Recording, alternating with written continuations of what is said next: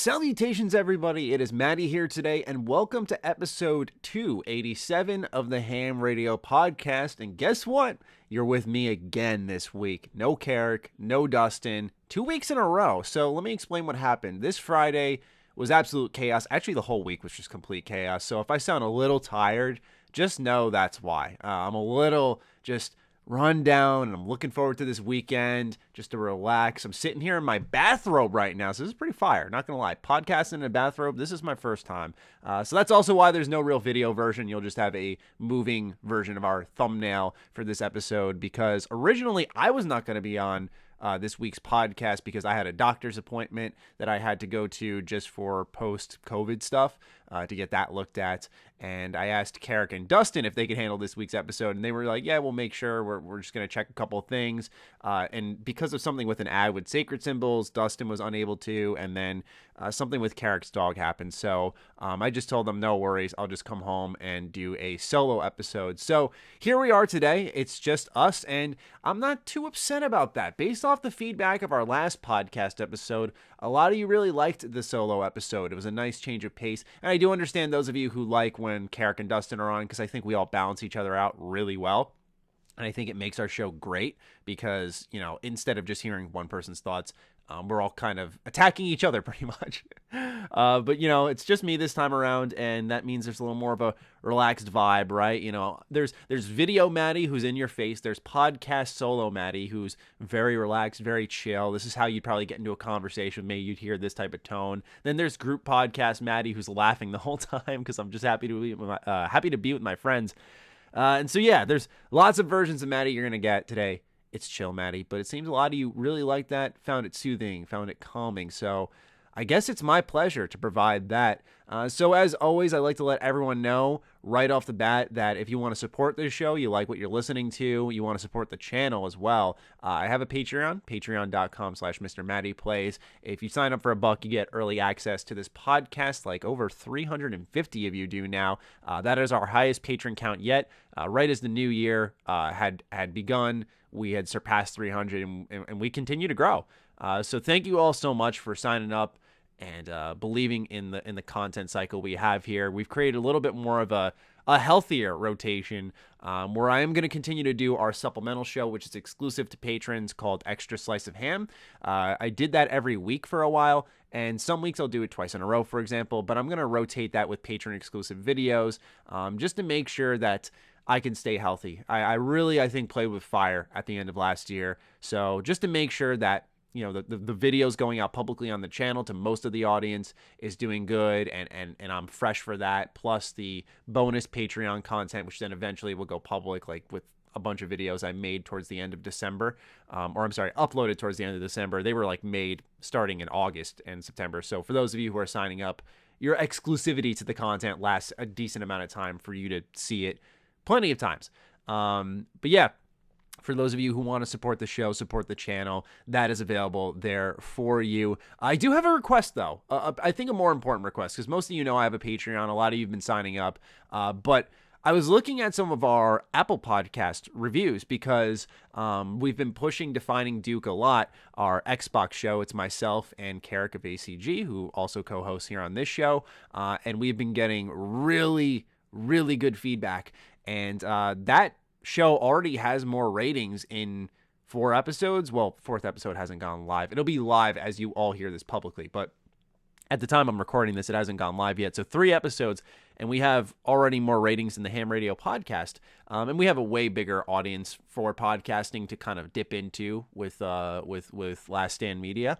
But I was looking at some of our podcast reviews here for the H.A.M Radio Podcast, and what I realized is a lot of them were reviewed when it was me, Lone, and Noah. Since then, we've only had, and this is kind of crazy to think about, we've only had like 1 review come up from the modern set, and it was a 5-star review. And so I just want to ask all of you out there, it would really mean a lot if you went out, 5-starred it, if you think it's worthy of that, and dropped a review for the podcast on how it is nowadays. The reason I asked this is because I explained this on Defining Duke. It makes a big difference. Like, if you are unable to support the show through a Patreon, and I'm sorry to load up the first 5 minutes with self-promo here, but it's a solo show, so you're going to get a little bit of rambling early on.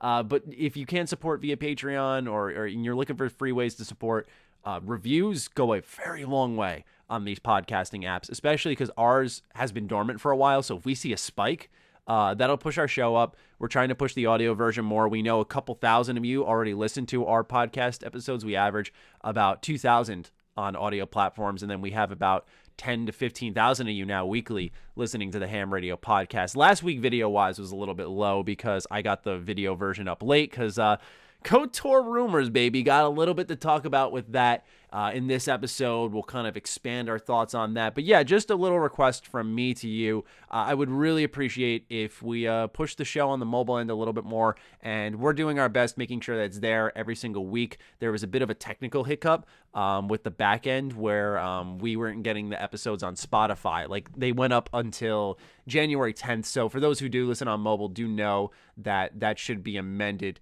over the next couple of days to a week. I'm currently working on that now with the person who handles our tech stuff, Ben. So I would really appreciate that. But enough of this bullshit. Let's talk about what we're playing. Let's get into the important part, the video games. All right. So with that, what have I been playing this week? Well, I played The Medium. I have a review up on my channel, which you can check out in full. If you are looking for a discussion between Karak and I'm not trying to segment content, by the way. We would have had this discussion here on the show. But since Karak is not here and we were unable to do that, Undefining Duke, him and I talk about The Medium. So if you want to hear his thoughts, him and I were pretty much identical. It was kind of interesting. Normally, Karak and I are on the same page to some extent, but when I watched his review, it was like listening to myself as I took my notes when I played the game. But yeah, me and him agreed. This game was pretty average in a lot of ways. So that was kind of the main game I played this week. I went back to Hitman 3. Like I said, 30 hours and just 5 maps. I had to dip out of Hitman 3 for a little bit, of course, to review The Medium, but I'm getting back into that. I played like an hour the other night. I was very tired because we overhauled the office, the backdrop. So I admittedly haven't gamed as much because I've been getting home really late because we've been working and working and working. So now it's time to just kind of enjoy the fruits of our labor, and that's why this episode's going to be a little more relaxed. But anyway, yeah, so playing The Medium, I got a review copy a couple of days before launch, I think 3 days before launch. It's an 8 to 10 hour game. It's described as a third-person psychological horror game or thriller. And let me start off by saying that it's not a horror game. It would probably fall more in line with trying to creep you out than trying to scare you. But even there, I don't think it successfully does that. I never felt uncomfortable or off-put by anything that was occurring. There was one time there was a very cheap jump scare, like a surprise with loud noise, where it popped up right in the character's face, and it'll probably get most of you a little jump, but it wasn't like the legitimate type of horror and tension that games before it had built, and that it tried to clearly take inspiration from. So The Medium is a Xbox Series X and S console exclusive.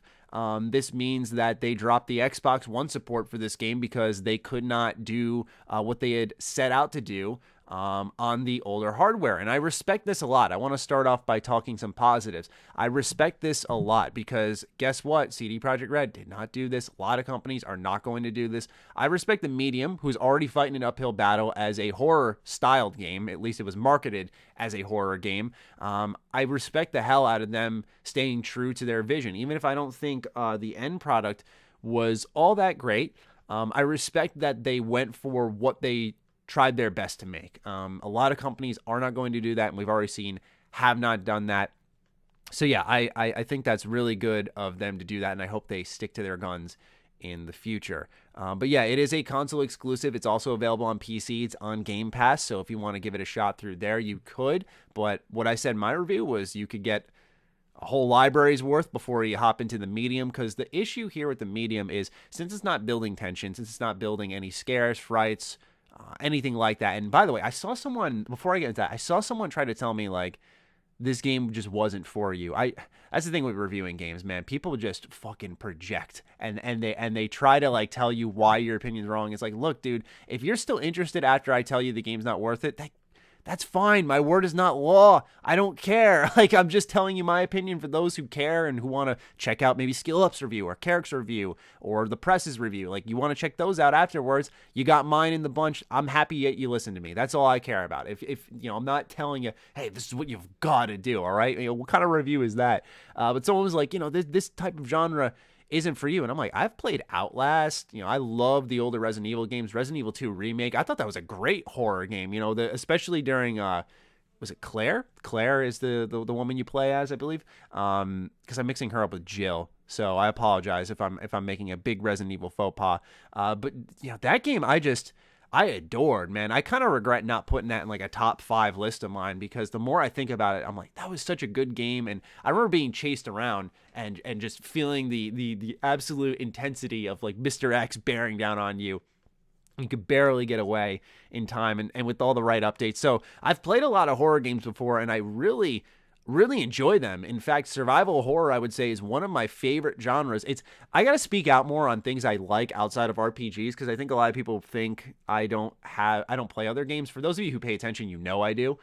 You know, I play pretty much everything except puzzle games, but I don't talk about how much I love Mega Man. I don't talk about how much I adore the survival horror genre. And so I'm going to start to, over time, put that out there. You know, that doesn't mean I'm going to start making Resident Evil news videos, but more so letting people know other genres I dig, because I am 100% an RPG guy, but it does go a little bit beyond that, a lot of it beyond that. Side scrollers, man. I can't wait to play some Cyber Shadow this weekend. That game looks good. But where was I? Right. So I've played these types of horror games before, so it's not that it wasn't for me. But the issue is that the medium's really lacking gameplay. So as you're going through playing as Marianne, who is, as the title suggests, a medium, you're helping spirits pass over into the spirit world, right? They're kind of stuck in limbo, and you're doing different, I say this very lightly, gameplay objectives, because it's more like objectives. There's no gameplay. And when you complete these objectives, they will pass on. And it kind of builds the story in the universe, which is solid. I thought that was solid enough to keep my interest. Nothing amazing, nothing you have to experience. But it was solid enough where if there was some good gameplay there, I think it would have really rounded out the package. The issue here, as I've said in my review and on Defining Duke, is there is quite literally nothing. There is a section of gameplay I had when I was editing my review, because I tend to edit most of them, just due to the fact that I don't want to spoil something for my editors. But when I was going through my footage, there was a point I was clicking through and realized I had a half hour where I was just walking straight. And when you combine that with there being an achievement called Running Simulator, it seems pretty self-aware that the developer knew what kind of game they had. And I think when they really relied heavily on puzzles, which could have been fine, there's no diversity in their puzzle design. It's just about flipping back and forth between the real world and the spirit world. And maybe in the spirit world, you activate like an electrical box and that'll unlock a door. So now in the real world, you can go through that. Sounds cool, right? But that's the only gimmick. It's that, and you get a spirit shield where you can walk through moths that would normally kill you. So yeah, it's cool in the sense that, hey, you have no weapons and you're just walking around. There is something there, you know, that some of the art design and the aesthetic of the game is nice. But the issue is that I feel since they're leaning heavily into puzzles, not expanding the tool set the player has really hurts the game. That's where the best puzzle games lie, right? You know, think of Jedi Fallen Order. I don't think it's one of the best puzzle games ever, but its puzzles worked because you got multiple force powers and tools, so you could go to other planets and do other things and unlock things that you normally wouldn't have been able to have access to. And that type of stuff was awesome. Not that I wanted some Metroidvania experience, by the way, but I'm saying that the general idea, I think, of games based around puzzles or having puzzles within them is that you expand that tool set, so you're not just using the same problem-solving methods. I mean, hey, everyone fucking hates homework for a reason, right? Because you do 18 of the same question over and over. I remember math class, right? Here's 40 long division problems. Third grade Maddie was crying up a storm, so fuck that, you know?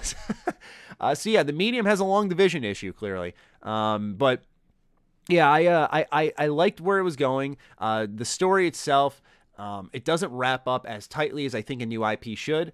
That's just my personal belief there. I feel like when you're starting a new IP, you want to complete that story so that if that's it for that IP, at least there's something sound for the player, the consumer, and that you're not leaving strands open for a sequel bait, which this game does. And that's not a spoiler. But yeah, there's Just not enough here, in my opinion. It's 8 to 10 hours long, like I said, so it is a safe Game Pass game if you really are curious and you want to get in on a new game, or maybe you're looking for free achievements. It's kind of like with Spider-Man PS4 when I reviewed that game.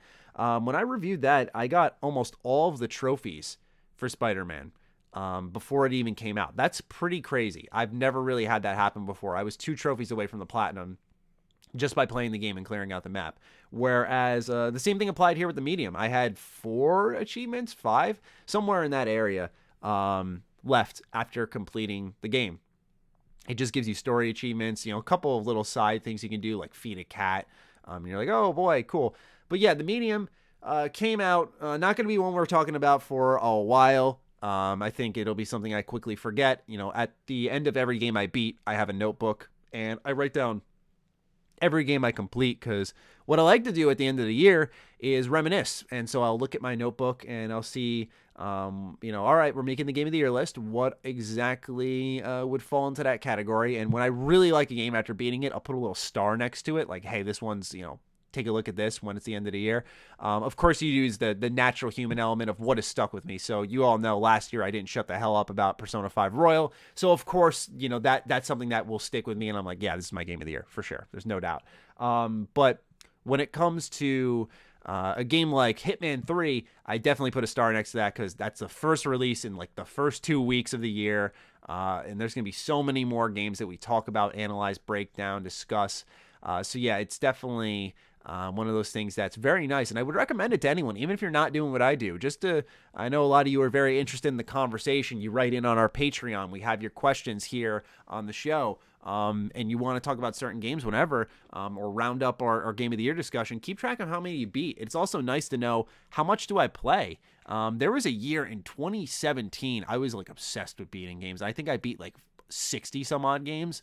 I got the idea from Andrew Reiner of Game Informer, because he posted on his Twitter that he had beat X amount of games, and I thought to myself, I'm gonna write down when I beat games. That's a pretty cool idea, and it helped inadvertently, like I said, with the Game of the Year conversation. But anyway, long-winded way of saying I don't think I will be putting a star next to the medium here in 2021, but. Maybe we return to it as games that have potential and could do a lot more. But even then, it's boring, man. I use that very sparingly, because I know a lot of devs and I know they have passion, and I know some games try to do different things. And I've played, like, say, a walking sim, like a Vanishing of Ethan Carter or whatever, where you could argue and really objectively say it is boring as a gameplay experience, but it's the story and there's things happening and there's stimulation there. Whereas with the medium, long stretches of walking, very repetitive puzzle design, and an all right universe. I liked its time period. I kind of thought that was cool. Cold War era, if I remember correctly.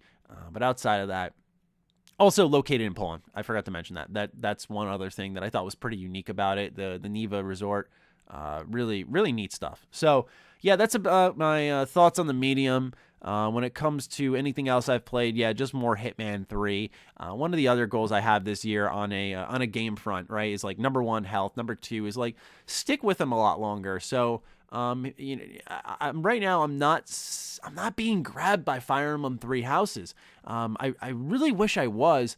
There's something fun, I guess, right? But it's just, I almost feel like it was overhyped, and I don't like that word either, because I like game hype. I enjoy game discussion and excitement, because there's a period of time consumers should be excited about something.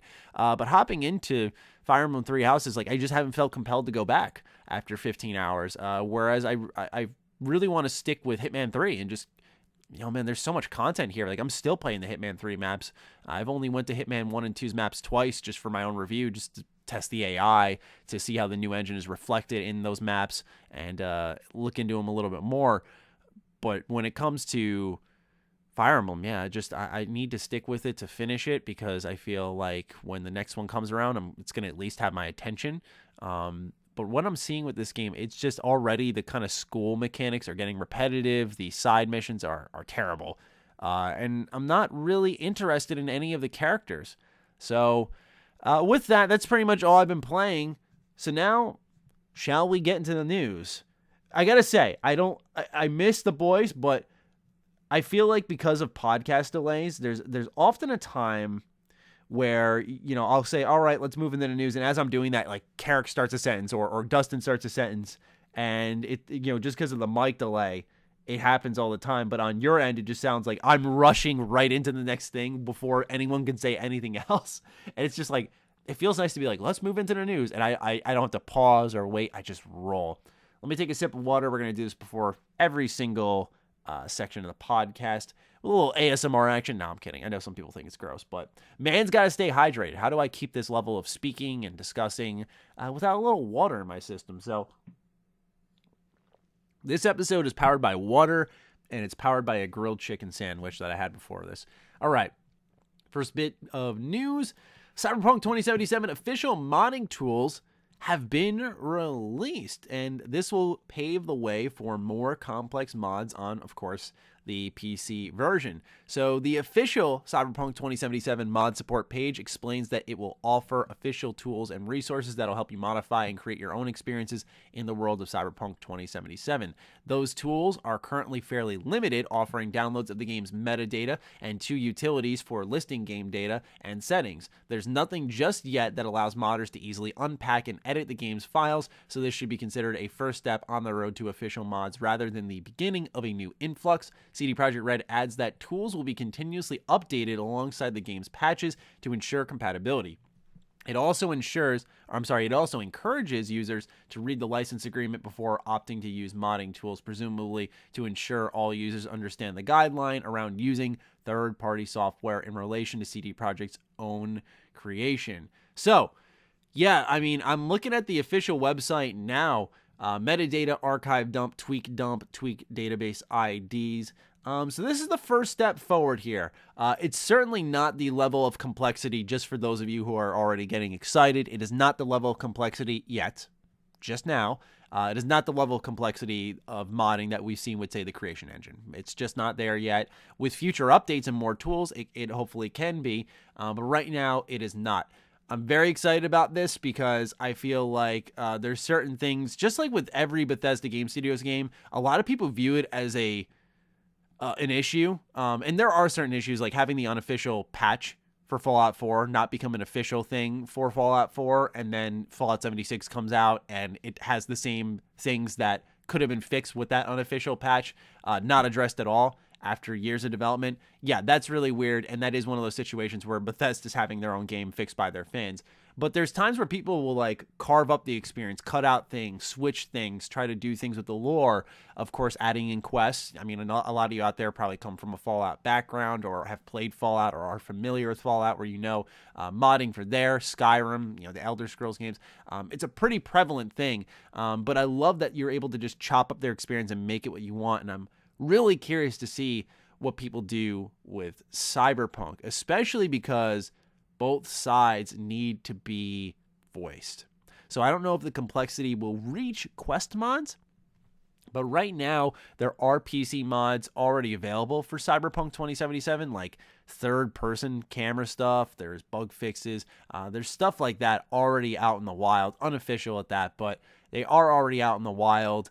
For me personally, and maybe this is wrong of me, but like I don't look until the official tools are out. I never look into modding. So I remember when Fallout 4 dropped and a lot of people were like rushing to mod their games and drop files in there. And I don't know, maybe I'm just very old school, but the idea of just dropping on all these unsolicited files into my game that have not been verified by like an official site or gone through the official means of you know, how they're created or the tool set of how they're created.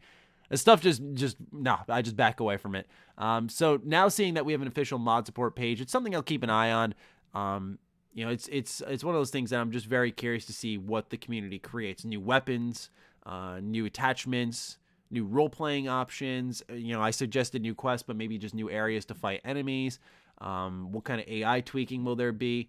This is going to be interesting to see because especially the conversation, right? I mean, can we really talk about that more so than anything? What a turnaround, right? CD Projekt Red, right? Golden child of the industry for a while. That was pretty apparent. A lot of people like them. A lot of people praise them. And that's fine. They still did some fishy stuff along the way. But Golden Child, where Bethesda very often was blasted for letting fans fix their game. And so now, I said this on Twitter, I said CD Projekt Red's about to feel that Bethesda energy big time. Really big time. That's all. If these official modding tools really take off, it'll be something to see. Here's the thing I'm hoping for, though, because underneath it all, Cyberpunk, I think, is a really great game. I am hoping that they patch everything first and fix it themselves and then allow the modding tools, because then it feels like more of a bonus. Right now, the optics suggest, hey, if you want to fix something for us, and of course that would not be good. But with Bethesda, they're already doing the same things, but I just feel like creation is way more customizable and interactable. So it'll be really neat to see a company with their own official modding tools. I'll be totally transparent. I don't pay attention to modding outside of Bethesda games just because I feel like the Bethesda community is something else, man. I mean, just look at Sky Oblivion, right? Like that is a marvel to look at. It's wow, they're recreating all of friggin' Oblivion, or Skywind, Beyond Skyrim, just really wild stuff, man. So mods can go really far. I'll be very curious to see what people do with the tool sets as they expand, and I'm very curious to see what CD Projekt Red does as it expands. But the conversation behind it all, I think, will be inherently more interesting because obviously things have gone sour for CD Projekt Red, and rightfully so, where this could have been something that was very exciting. Imagine the game comes out, it's patched a little bit more. Obviously, some people still have legitimate issues with their writing or the storytelling, characters, gameplay, what have you. Fine, fair. But imagine it comes out in a stable manner. People are able to just play it to completion and give their thoughts. And then this comes out afterwards. I think it would be a lot more exciting. When I saw this, a lot of people were like, are you going to make a video on it? I thought to myself, no. I'm not really interested in just sitting here and speculating about mods for a whole video, especially in a week where KOTOR rumors have picked up and Microsoft made a shit ton of profit to really open up a discussion on what's going to happen with Bethesda games. Like, they make that much money. And of course, the discussion on what happened with Fallout the Frontier. It's just, to me, just talking about this limited tool set, which is just like metadata stuff, didn't seem high on my hit parade here. But as it stands now, we have official modding tools for Cyberpunk, and we will monitor them and see how the situation will continue to develop. But for now, let's move on over into the big one, the KOTOR rumors. So probably most of you have seen my videos on this just because you know me. You know I'm not going to just talk about this once. This broke open the day I was redoing my whole office, of course. So right before we were about to take everything out of the room, I'm talking computer, desk, every decoration, like that room that I normally record in, where, if you remember, you saw in the background, like my YouTube plaque, and you saw the H.A.M Radio Podcast art, the Christmas tree, that all got pulled right out, or was about to get pulled right out. But right as it happened, this news broke. And it's so funny because I said to my girlfriend the day before, today I really need or Sunday is when we did it. I said, Sunday, I really just want us to get in there and just be able to do this. Like, I don't want to be selfish, but I hope no big game news drops that's actually going to pull me away from this. And then I joked and I said, yeah, imagine it's like KOTOR. What the fuck? What the actual shit, man? Are you kidding me? So, Knights of the Old Republic reportedly in development outside of EA. Now, you already know what drum I'm going to beat right now. I'm going to say it. I'm sorry if it sounds repetitive, but I'm saying it because at the end of the day, what I've learned, and I'm not like a vet I guess I kind of am. I've been doing this for a while. Really, I've been at this for almost a decade. But what I've learned is if you don't say it yourself, then no one else is going to. So I don't want it to come across like discrediting anyone's work, reporting, news breaking, all of that shit. But this was, of course, a story that I had posted completely on my own channel, letting everyone know, hey, Star Wars Knights of the Old Republic, when it comes back, it's not going to be by EA, and it is in development. That information came directly from Jason Schreier. It was a story he was going to do really nothing with, and he said, yeah, you can post it yourself. Go for it, and which was very nice of Jason. So yeah, I took it and ran, and it's, yeah, of course, like, you know, I gotta say, I didn't elaborate on this more in my video because I didn't want to sound like a baby. I didn't want to sound like I was crying or complaining or whatever, because at the end of the day, it's not a big deal. But it's just one of those things where I will say now here on a podcast where we have more long form discussions, that, yeah, it's a little frustrating, of course, you know, because I see so many people excited and I realize how much, you know, I gotta be honest and say, I thought it was not just, but I always felt like it was me and my audience that were continuously KOTOR, give me a little more Knights of the Old Republic action, please. Like, I thought that was our thing because we all together love this series so much. And I thought because I was one of the people who had a platform and I talk about this shit all the time, like, I just thought it was honestly just us. To see the news break and all the excitement across the games industry, yeah, that's why I became a little frustrated, thinking to myself, man, like, if anyone scooped my story, because it's not even like, if you don't want to even throw it, oh, MrMattyPlays said this, it came from Jason Schreier, like, you know, and say what you will about Jason, but he's been very accurate with his reporting. So, yeah, little water break there. Kind of frustrating, but, you know, like I said, if I don't say it, no one would have. And so, anyway, now into the original story, where multiple sources, including credited Star Wars insider Bespin Bulletin, stated in a podcast that a new installment in the fan-favorite RPG series is in development. It's been reported that a new KOTOR game has been in the works before. Of course, we're talking about the Cinelinx rumor, which broke like 4 years ago, saying that it was a reboot/remake over at BioWare Austin. And then Jason Schreier followed up with an article afterwards saying that that project was on stasis. So since 2017, 2018, kind of been quiet for whatever's happening with our fellow Knights of the Old Republic. Now, obviously, this all happens in tandem with the excitement that Lucasfilm Games will be licensing Star Wars games to companies outside of EA, which I think is why it was kind of just right place, right time to drop this news. I dropped this exact story prior to EA losing exclusivity, pretty much. Whereas it coming afterwards, it just matches together a lot better, right? It's a lot more plausible. So anyway, yeah, this happens in tandem with that, so it makes it a little bit more believable. But KOTOR is one of the titles that has been handed to a developer outside of EA. This happened according to Jason Schreier, as well as a couple of other sources. Here's what Bespin Bulletin had to say. Amongst my digging, I heard that there is a Knights of the Old Republic project in development somewhere. I talked to a couple of people and found out also that Jason Schreier said it's not with EA and will never guess who the studio is that's making this game. On broader plans, the insider said that they heard about a bounty hunter game being developed somewhere and that EA was working on a smaller Star Wars game. I'm curious about the smaller Star Wars game from EA, because I would have defined Star Wars Squadrons as that, personally. So I'm very curious to see exactly what that may be and who it's from. It would be kind of interesting to see, like, are they Ghost Games now? Are they Criterion? Just seeing one of their racing game teams make a pod racing game, that'd be kind of interesting. They said that Bespin said, I don't know if the Bounty Hunter game is with them or with Ubisoft, but yeah, EA's working on stuff, and there's another unannounced Star Wars game at EA, which I have no idea what it is, but I don't think it's Battlefront 3. So, yeah, there is going to be more EA Star Wars games. That's to be assumed, because while they were working on games, this whole deal kind of dissolved, and they explored other options with other developers, and they're getting started with that now officially.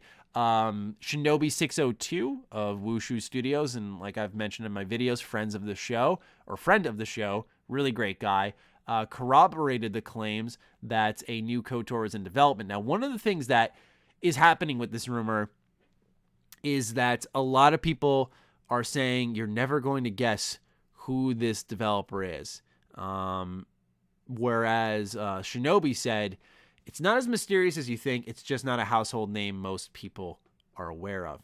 So in my video, I went to like Spiders. I thought, hey, they want to do BioWare style games. That might be a good fit. But For those who haven't seen the video, please go check it out. I made a video on some of the crazy rumors circling about Knights of the Old Republic's remake, remaster, reboot, whatever it is. And what I found was Aspire. I was saying it wrong, or Aspire. Aspire. God almighty, I said it wrong a third time now. Aspire, which I was calling Asper Media in my entire video, but Aspire is a team of devs that ports games to mobile. And they happen to have ported Knights of the Old Republic 1 and 2 to mobile, their most recent release being KOTOR 2 on mobile devices just in December. So I thought to myself, So I looked them up, and I found a Russian site that had reported a lot of LinkedIn profiles from Aspire. And I looked, and ladies and gentlemen, they have hired like 10 different like BioWare veterans. Sorry, I got a message at the same time as recording. But they have hired like 10 different veterans, long-standing veterans, like 8 years, 10 years at BioWare Austin. Now, if you remember what I said just a few minutes ago, BioWare Austin was working on the Knights of the Old Republic reboot prototype. So now you have Aspire hiring these BioWare vets, and when you combine all of that together, there is a AAA RPG in development at Aspire. Hello? I mean, hello? That could not be more obvious, in my opinion.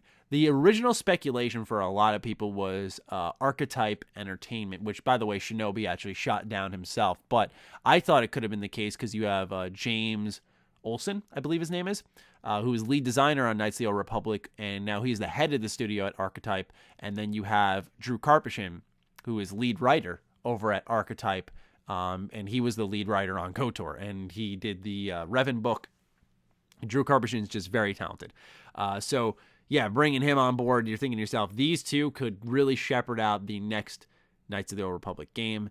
But I believe since Shinobi said that's not the case, I would take that. Not only that, but they're working on apparently a new universe is what they called. Like it's a sci-fi role-playing game, but it's in a new universe. I thought maybe that could have applied to Knights of the High Republic, but that's still Star Wars, which Star Wars inherently isn't a new universe, of course. So yeah, that's where kind of all of the news lies, and I'll continue to share information from my sources as I receive them. I'll just reiterate what I've been told in the past, that number one, as of a number of weeks ago, development is going smoothly, and there hasn't been any hiccups, which is great given the fact that the first time they tried to reboot or whatever they're doing, it was put on stasis, so development continues on just fine. The other thing that I was told is it's possible it's a whole kind of new approach to the Knights of series, so to speak, as in maybe it's their own approach with Knights of the High Republic. Now, when I said that, a lot of people were like, I'm going to get sick, man. Knights of the High Republic, like High Republic sucks. I am 6 chapters in, so this is a very early opinion, but I'm 6 chapters into into Light of the Jedi, the first High Republic book, and I really dig it. I really do dig it. I dig its characters so far. There's kind of this cataclysmic event happening right now in the book, and I want to say now I know the force power that Karak was talking about that's kind of brought into High Republic, which definitely was something pretty significant in KOTOR. I didn't think it would be this, though. So I'm going to have to keep reading and find out if it's what I think it is. But as it stands right now, I'm really enjoying it. So I know it's a difference between a book where I think Star Wars has, I read the Leia book. I've read a couple of comics. Like I read the Captain Phasma comic. And I feel like it's been relatively good. Not across the board entirely, but I feel like it's been pretty consistently solid at the very minimum.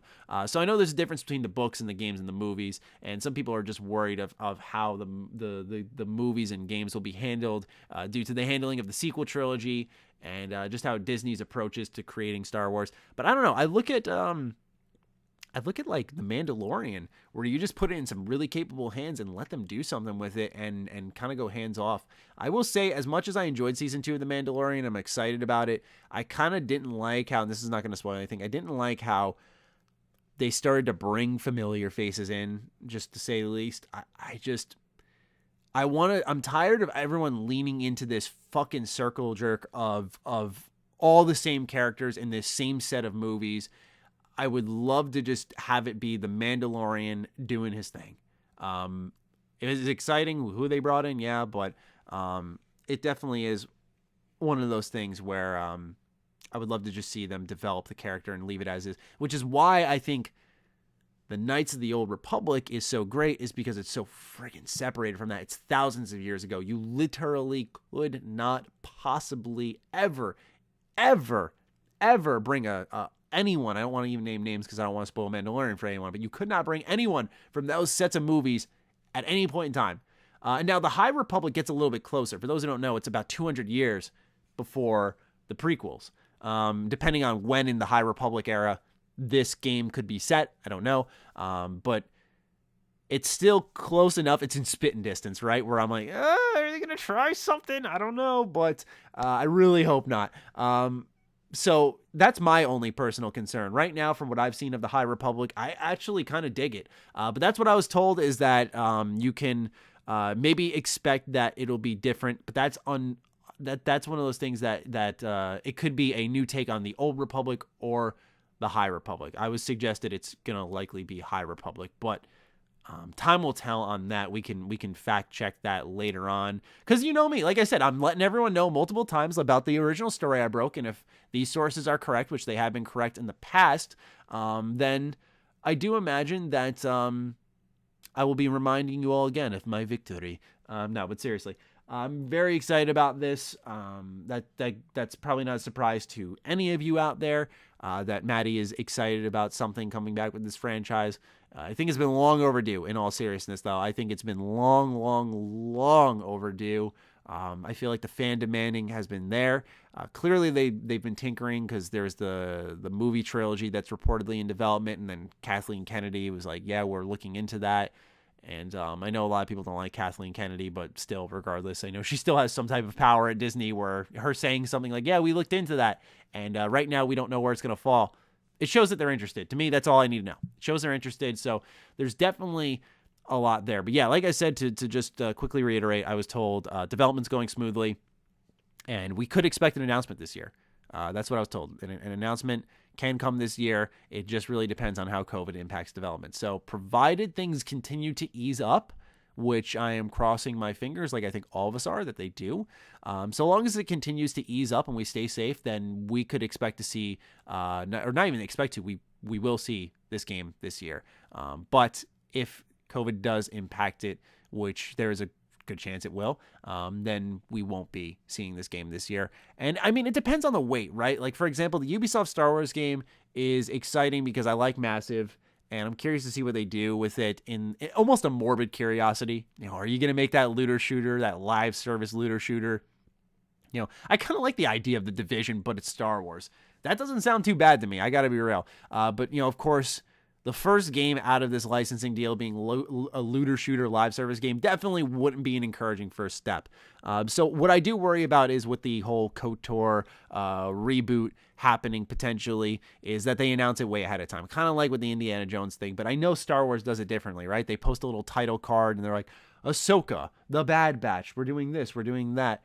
And, you know, I like things just because I think I'm a gamer. I like things when they're closer. I don't need to know about it 4 years ahead of time. Maybe one. That's about it. But yeah, anything more than that becomes a little too much for me. Just trying to make sure I've covered everything here with the new Knights of the Old Republic. I guess what would I want to see? Changed combat for sure.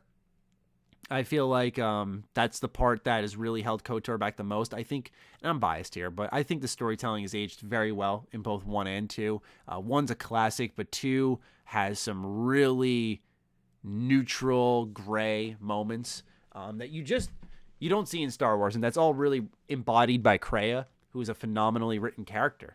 And so I feel like that part's fine, but the combat is what would really need some changing. And if Aspyr is actually making this game, like I believe they are, then they have a combat designer. Let me look it up and we can read it to you all here. Why am I speaking in plurals when it's just me? All right, let's see here. They got combat designer. Let's see what this says. Are you passionate about action combat and have a love for RPGs? This is a, right here, this is a job listing on Aspyr, combat designer. Reporting to the lead combat designer, the combat designer will collaborate with leadership and other designers to create engaging encounters in a rich and immersive world.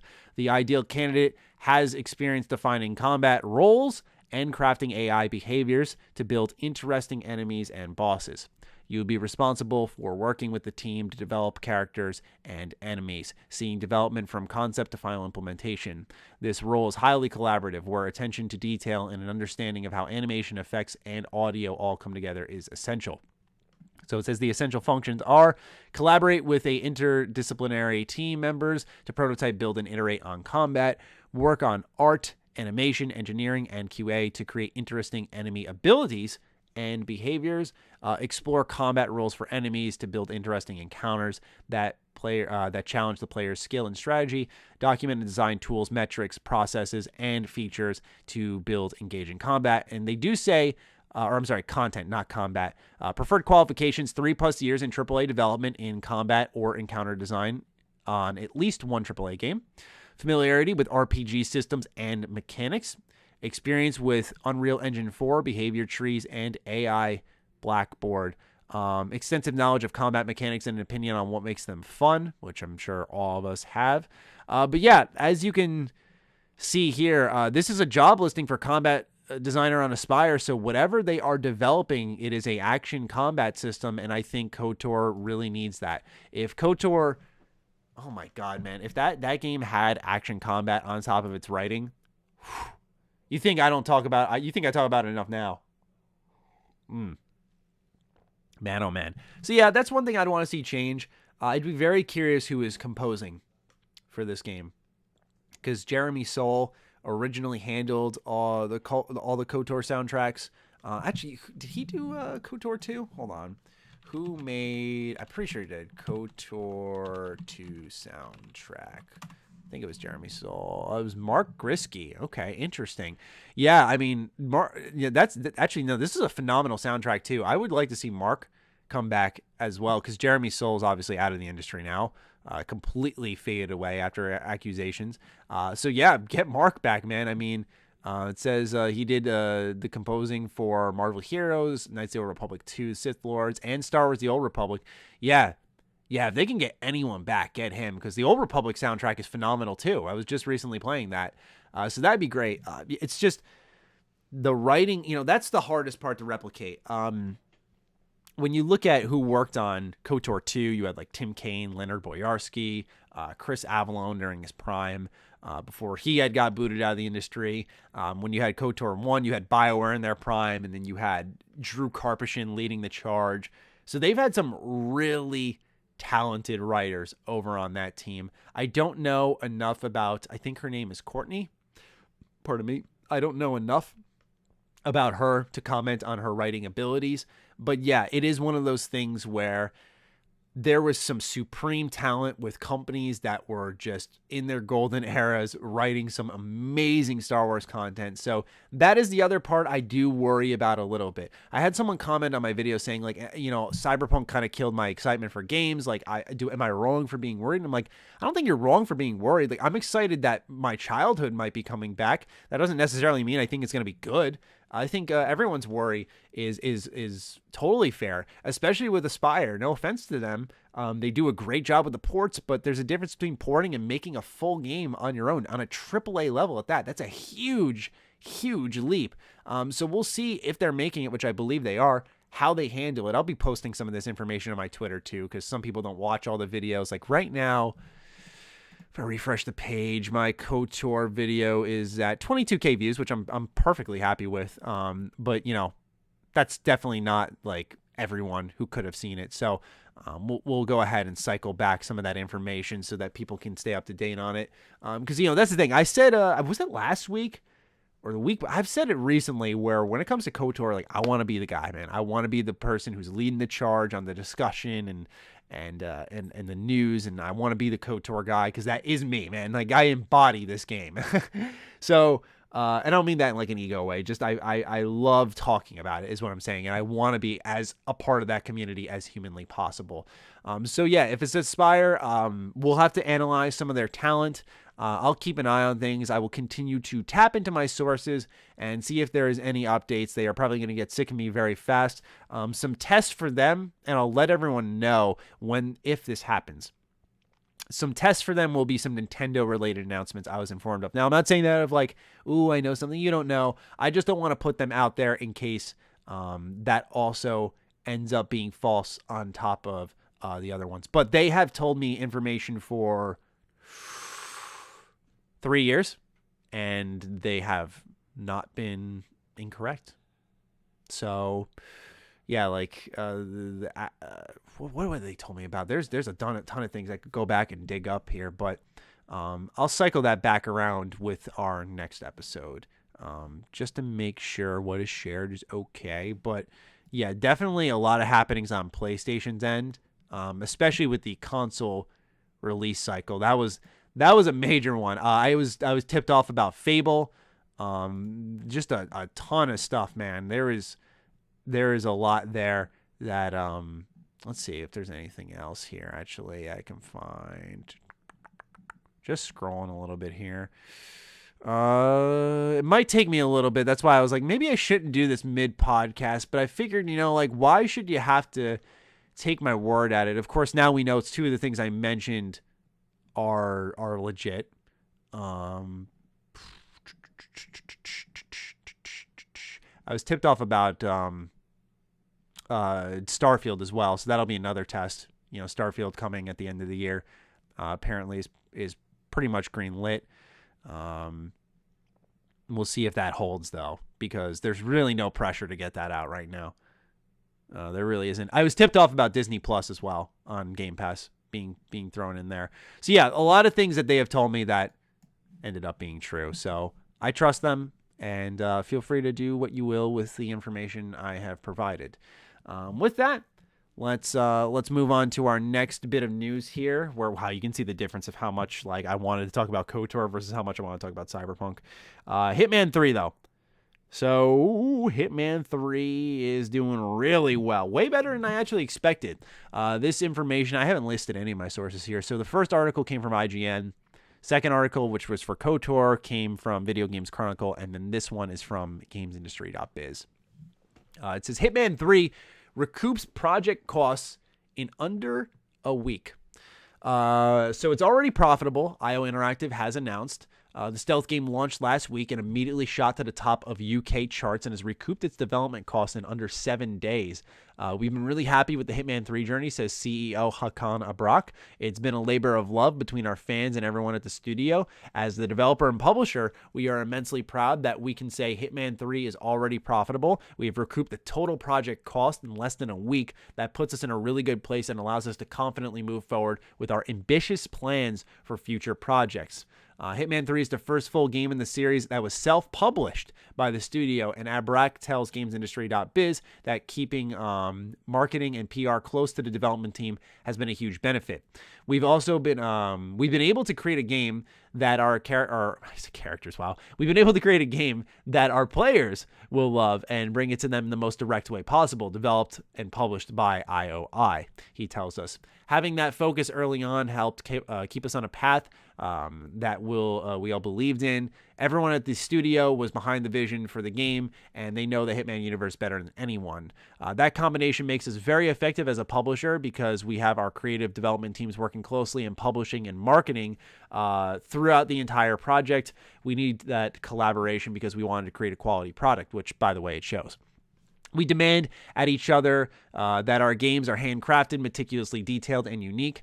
At this point, we'd be doing our community a disservice if we delivered anything less than that. They're used to us setting a really high bar for quality and memorable experiences. So we keep that mentality at the front of our mind, and not only for Hitman, but for our future projects. So second time they're mentioning that for quality, and then they talk about this putting them in a really good place and allowing them to confidently move forward with their ambitious plans for future projects. So, yeah, for those who don't know, IO Interactive was underneath Warner Bros., I want to say, or Square Enix. One of those two. I apologize for not knowing that. But they were tied for a while. Now they're free, and their first attempt at self-publishing was a huge success, which is awesome to see. Hitman 3 is phenomenal from top to bottom. I will talk about that in a little bit, but what this really truly does impact is, of course, James Bond. And I'm excited to see what they do with that. Now, I recently bought, I got to look over my shoulder here, so sorry if the audio changes. I recently bought Everything or Nothing. I bought Nightfire, and I bought, I can't see the name right now, but it's like James Bond 007. Is it like Double or Nothing? Hold on. This is going to bother me because it's the only game that doesn't have like it doesn't have 007 attached to it. James Bond games. It is called, hold on, I'm looking at this picture now. Agent Under Fire. I love the box art for Agent Under Fire. I think it's so cool. But what's interesting is James Bond has more shooting.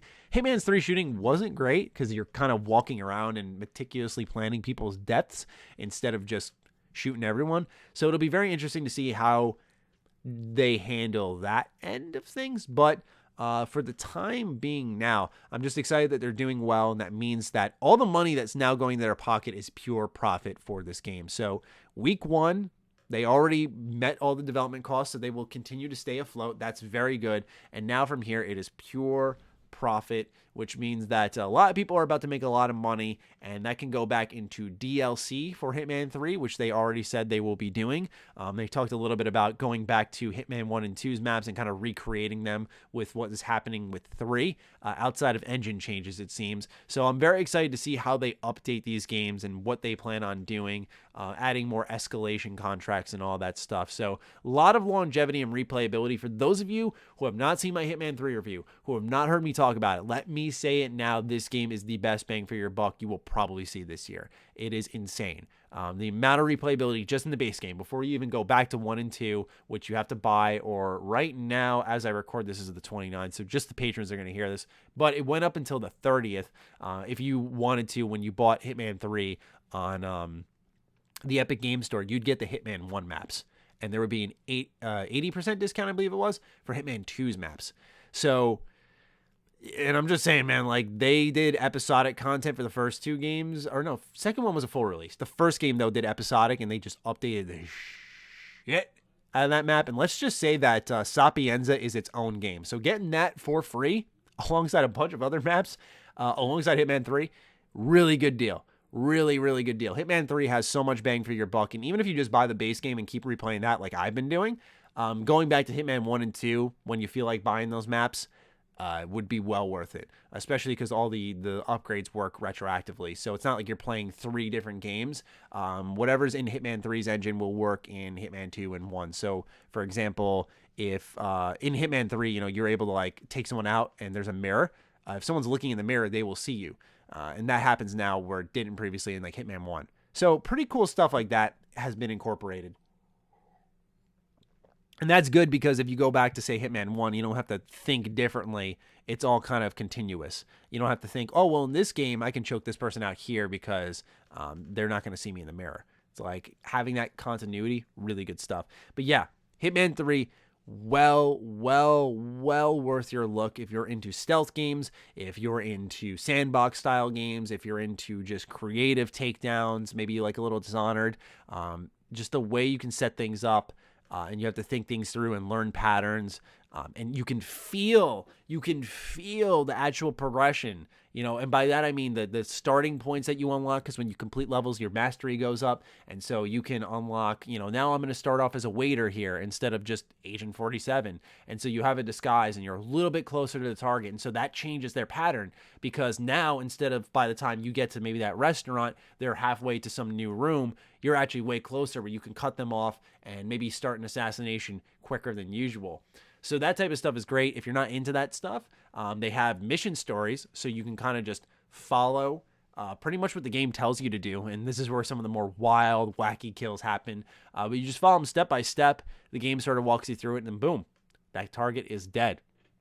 And some wild stuff happens, and it helps build the universe and the story and the emotions of some of the characters in Hitman 3, which I appreciated because there's cutscenes in this game now compared to the kind of art style, cartoony stuff they did in the previous games, and it kind of calls your attention a little bit more. Karak had said that to me, and I think that was a really good way of putting it. It demands your attention more because it's actually seeing like Agent 47 talking to other characters and developing them a little bit. Not the highlight. You're going to be playing for the gameplay, but it's cool that it's there. So yeah, Hitman 3 doing really well. Way better than I thought. That's the other thing. I mean, stealth games are really rare nowadays, and that upsets me because, you know, I'm trying to even think the last time I played one. Because what's happening is you're seeing open world games just absorb it all, right? They're doing it all. For what it's worth, I think Cyberpunk is low-key a really good stealth game.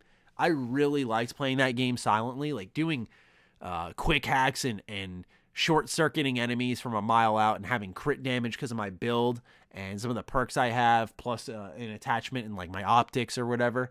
Hell yeah, that was awesome. So you're starting to see open world games get stealth gameplay better, and so having just a stealth game isn't working. You need more beyond that. In this case with Hitman, it's the creativity, it's the patterns, it's the mastery, it's the replayability. With something like Dishonored, it's the karma, it's the choices, it's the two storylines. So as you can see, these games need more. You cannot just make pure stealth anymore.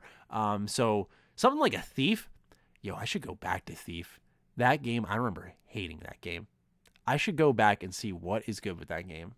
Like, I remember looking at the art style and thinking to myself, this is Dishonored if I wasn't just supernaturally killing everybody. And that kind of sounds awesome. You're just breaking in, stealing stuff. Like, the game looked so good. I remember I probably watched that Thief demo from E3 at least a dozen times. I was so excited for that game. And I mean, that was back when I like played everything to completion. And I do now. I'm still pretty obsessive about it. I think I'm a little more lenient. But back then, holy crap. Like, the fact that I dropped it back then, that must be just telling me something now. Matty, don't go back. You don't got the time for that, and you don't need that in your life. But yeah, Hitman 3 is doing well. Hopefully we see more stealth games. And now we move on to our final bit of news, which is, of course, Microsoft. Let me get a sip of water first, and then we will hop right into it. So, Microsoft did their earnings report for the fiscal year 2021 Q2, which was the last number of months in the year. And what we have learned, which people have long denied I don't get it. I'm sorry, I don't mean to start this off like aggressive, but my God, dude, like, people just don't respect anything Xbox does, I feel, at this point. By that, I mean, they bought Bethesda. That clearly shows Xbox's division's doing something for Microsoft. They're like, hey, you're going to spend $7.5 billion on this acquisition. Clearly, Xbox's division is doing something, but people are like, oh, no, they're a small division of Microsoft. Are they the major moneymaker? No, but calling them small, I never really understood, because maybe it's just the PR that got to me, but they never approached things like they were small. Doing something like Game Pass isn't small, especially when that's going to lead to it just being an app on a smart TV. Imagine a day, I'm looking at my dresser right now. It's coated in consoles, and I love that. I love consoles, man. I got my GameCube over on my left. I got my PS2. I love consoles, okay? But there is going to be a day where you may only need a controller. You turn on your TV. You've got your Game Pass Smart TV app.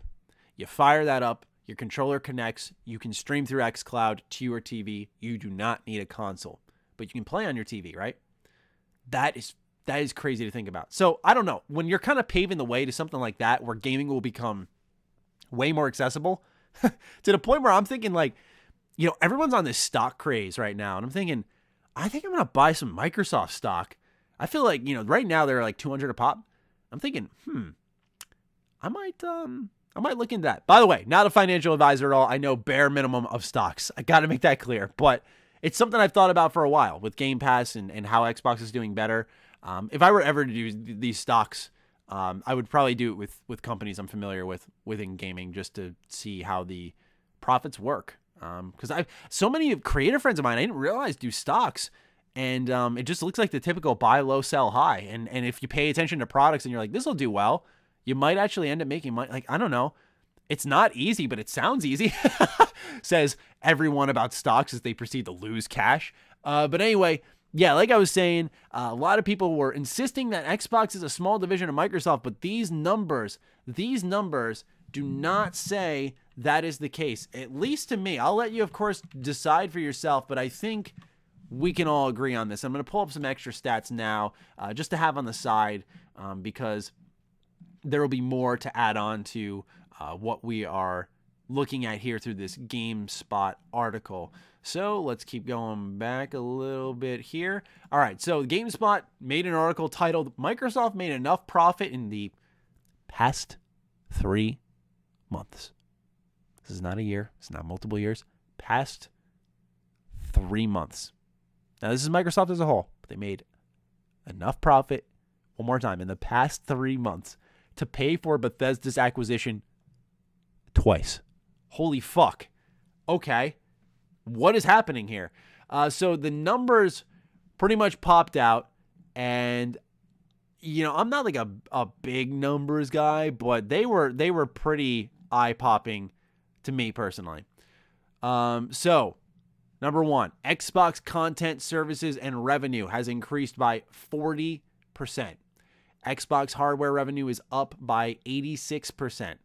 $2 billion has been accrued in revenue through third-party titles. There are now 18 million Game Pass subscribers, which is 3 million more than they were when they acquired Bethesda. So they're having a million a month ratio right now, and they said that that's been the case since May. And 100 million live users on a monthly basis. Now, does that mean all of them are gold? No. But the big number here is 2 billion revenue through third-party titles, which was 5 billion in total from games. Now, some of this has been increased, of course, because of the console launch. There is that to account for. Do not get me wrong here. But this is a shit ton of money. And it absolutely makes sense why those rumors are floating around that Microsoft is going to be acquiring someone else. People who I would personally keep my eye on right now, or studios I would keep my eye on right now, are Gearbox. I would keep my eye on Sega, and I would keep my eye on Capcom. I think a lot of these companies are willing to sell because what you're seeing with Microsoft, and I'm talking specifically Microsoft, what you're seeing with Microsoft is games that are going on Game Pass for added exposure and the ability to safely create and make what you want with the financial backing of like a $1.5 trillion company. It almost feels like you can't fail. So hopefully that doesn't lead to complacency, but a lot of companies are going to approach Microsoft. Those are the 3 companies I would say keep an eye out for. For me, I would definitely say Gearbox makes a good amount of sense. But yeah, point being is this discussion is going to naturally shift into Bethesda games and what's happening with them.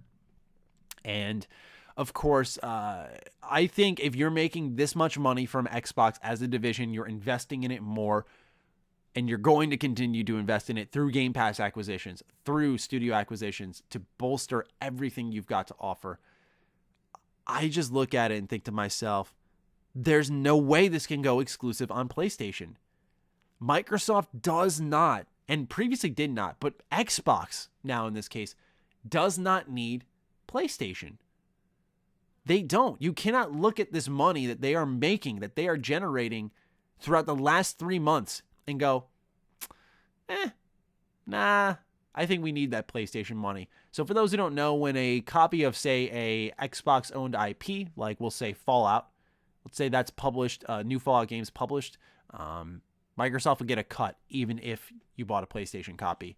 So the real question is, where does Microsoft, if they care about this, make more? Do they make more through the publishing earnings of a PlayStation copy being purchased?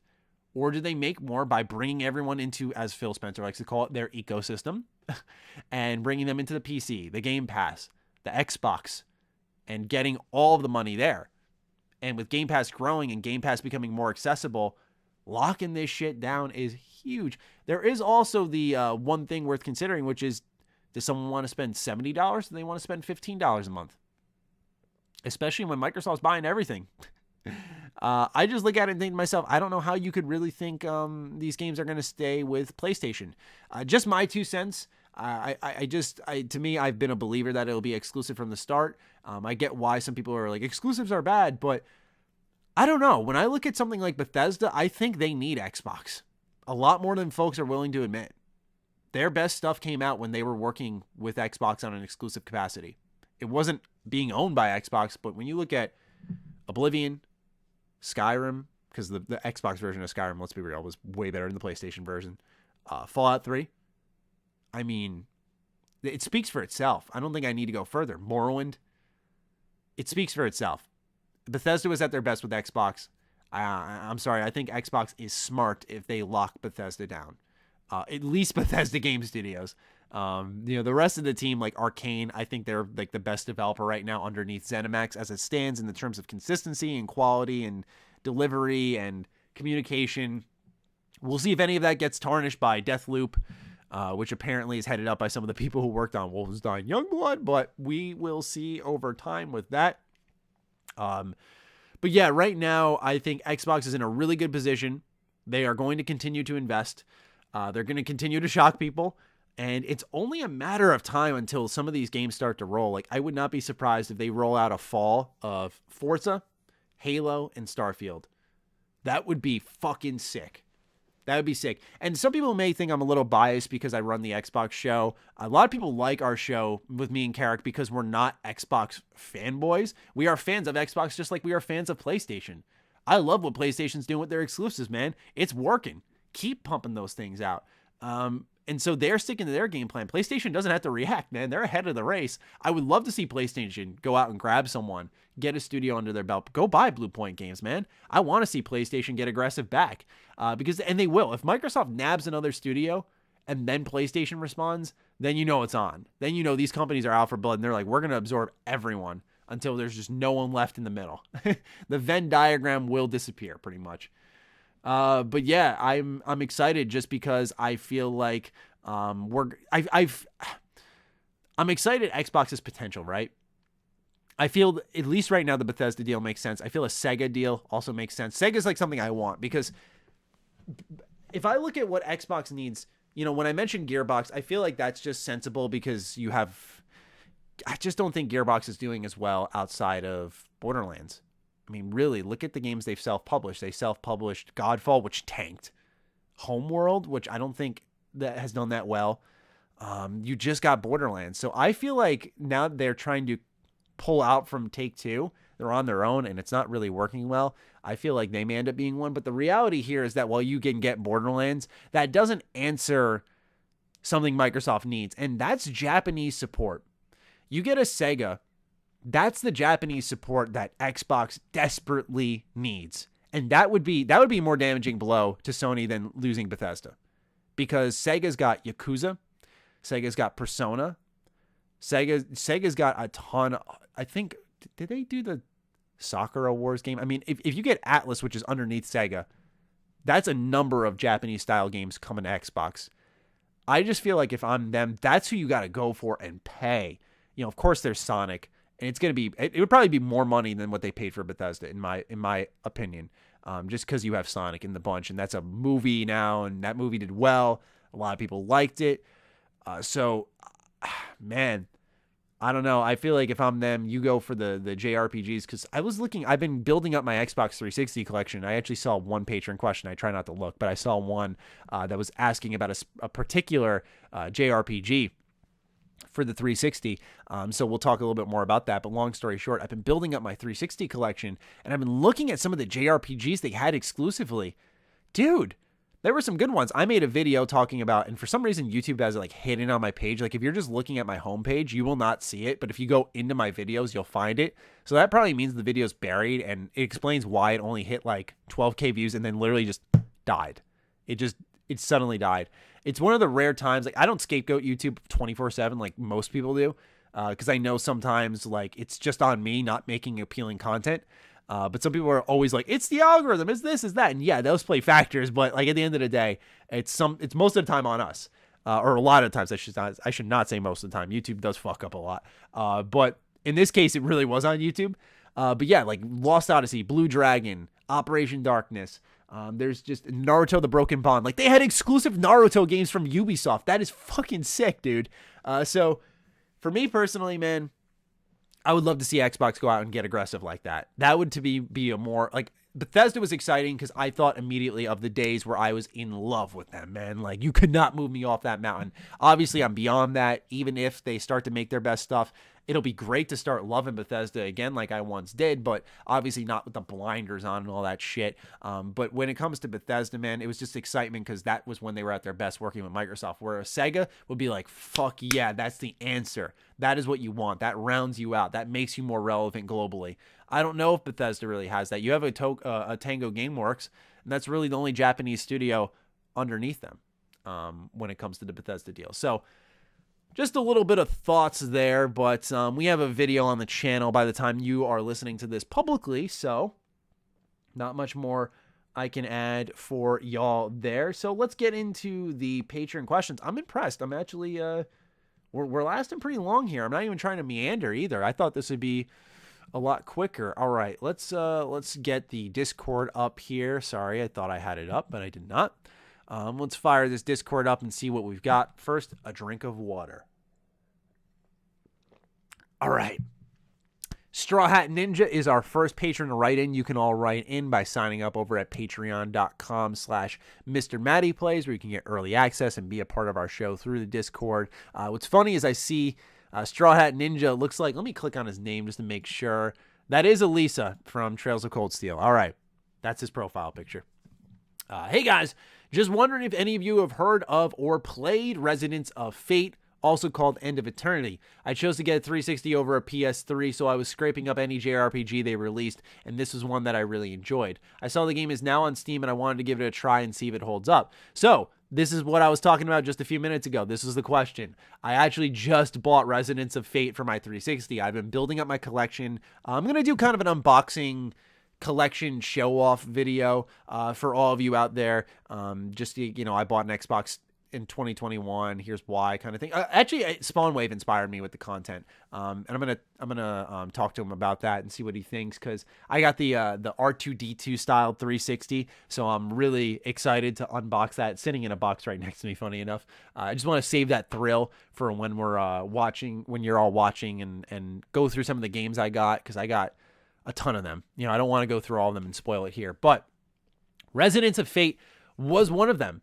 So it's really funny that you bring this one up. I thought it looked cool. For those who don't know, it's this gun-based JRPG with like tactic-style gameplay. It's not like a typical turn-based JRPG. It's got tactics where like you'll run across a row. Like you'll be able to pick an attack and you'll run a row and you'll hit anyone within that row. So it looks really interesting, though. I don't know enough about it. I was just on a nice shopping spree. I'm going to be real with all of you. These games are like $15-$20 a pop, and I was like, boom, boom, boom, boom, boom, just going for it, you know, because I love game collecting. It's one of my favorite hobbies, and I have not rebuilt the 360 collection I had. I've done a really good job with my PS2 collection. I'm kind of satisfied with that now. Maybe once conventions start up, I'll start digging into that. But my 360 and my PS3 collection, they're lacking, because that was the generation where I had $0 to my name. I made like nothing from YouTube, and so I had to get very creative with trade-ins. What I would do is I would like buy games. I would buy them used at that. So I'd have to wait for trade-ins. I would beat them as quickly as possible, not rushing them, but like I had so much fucking free time. So I'd beat them within the week, and I'd go back to GameStop and I'd return them and just tell them I didn't like it. That's what I do every time. I fucking rigged GameStop so bad, because they had a system where when you returned used games, you could say it was broken, I didn't like it, or it's not what I wanted. And me and my friends realized that, and I'm like, why don't we just every week go into GameStop? I just recycled $90 worth of credit every week. And I mean, the guys who worked there hated us. Every time we came in, they fucking stared us down. We'd be there for like an hour just picking out games, being like, do we get this? Do we get that? It was a good time, man. I was making the most of my money, man. I mean, I had to do what I had to do. I had to play my games, but I had zero cash to my name. So yeah.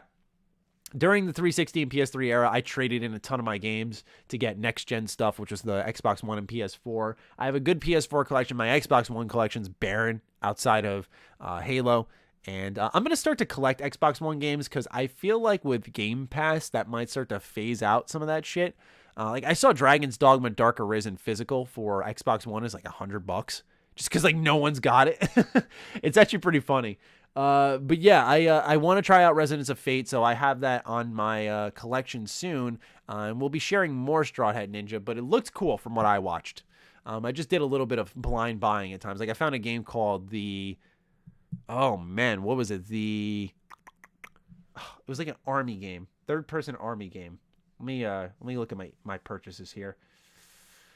I think it was called The Outfit. Yeah, that was what it was. The Outfit. Yeah. I played The Outfit and I bought The Outfit and that was another one. All right. H.R. Odes writes in and says, what games would you play during class, if any, in any of y'all's school? Okay. So I was a mastermind and I did a ROM of Pokemon on my Android.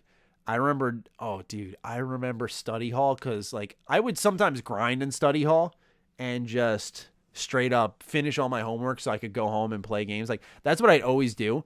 I remember those are my favorite school days. You know a game you're excited for is coming out that day. So during my English class, I'd be doing the math homework I just got. And that fingers crossed moment of as the teacher's wrapping up in the last 5 minutes, like, oh, please don't hand us homework today. And you like walk home like, yes, only one piece of homework tonight.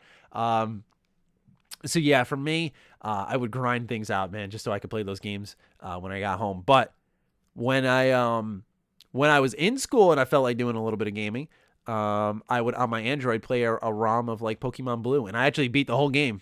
I just kept replaying. I played Pokemon Blue a shit ton during my junior year of high school, or it was junior year, I think, junior or sophomore year. Especially study hall, because study hall sometimes I would grind out my work depending on the day, but most times I would just sit there and play Pokemon, and I played tons of Game Boy games, so that was kind of my go-to.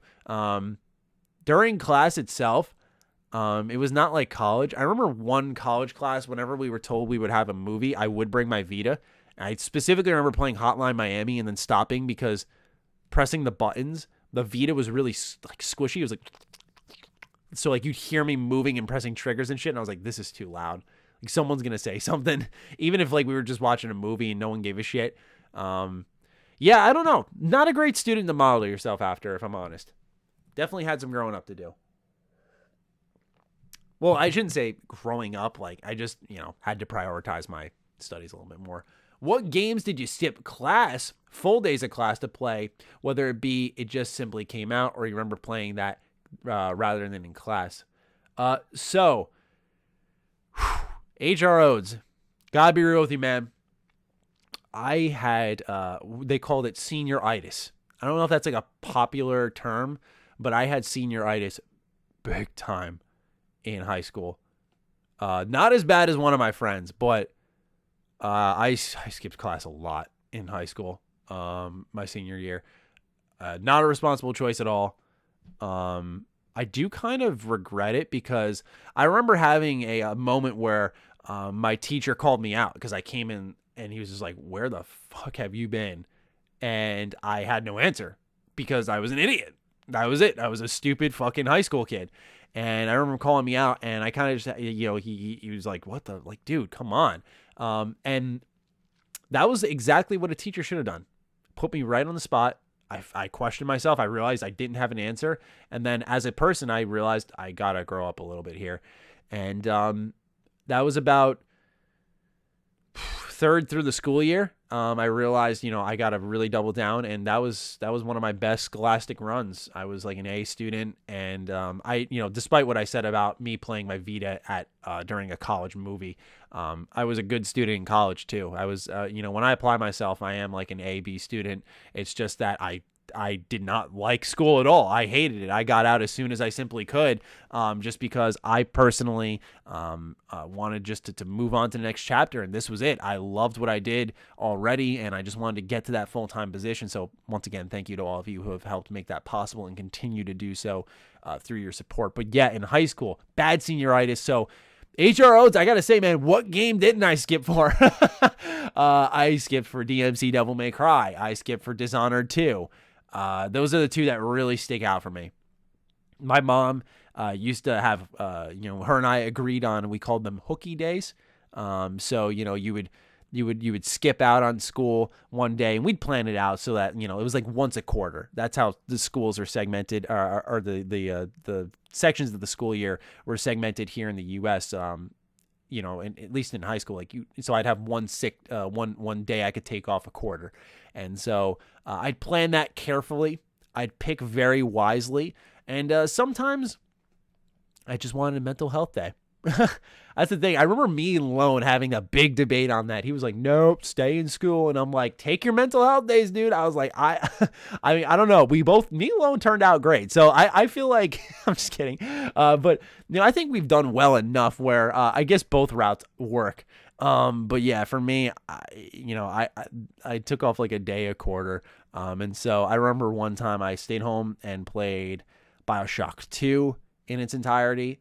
I played God of War 3. I remember being really disappointed because I loved God of War 3, but it was 6 hours long, and I beat it so fast. Like, I started gaming at 9 or 10 in the morning, and before the school day was normally even over, it was done. That was the weird thing about what's it called?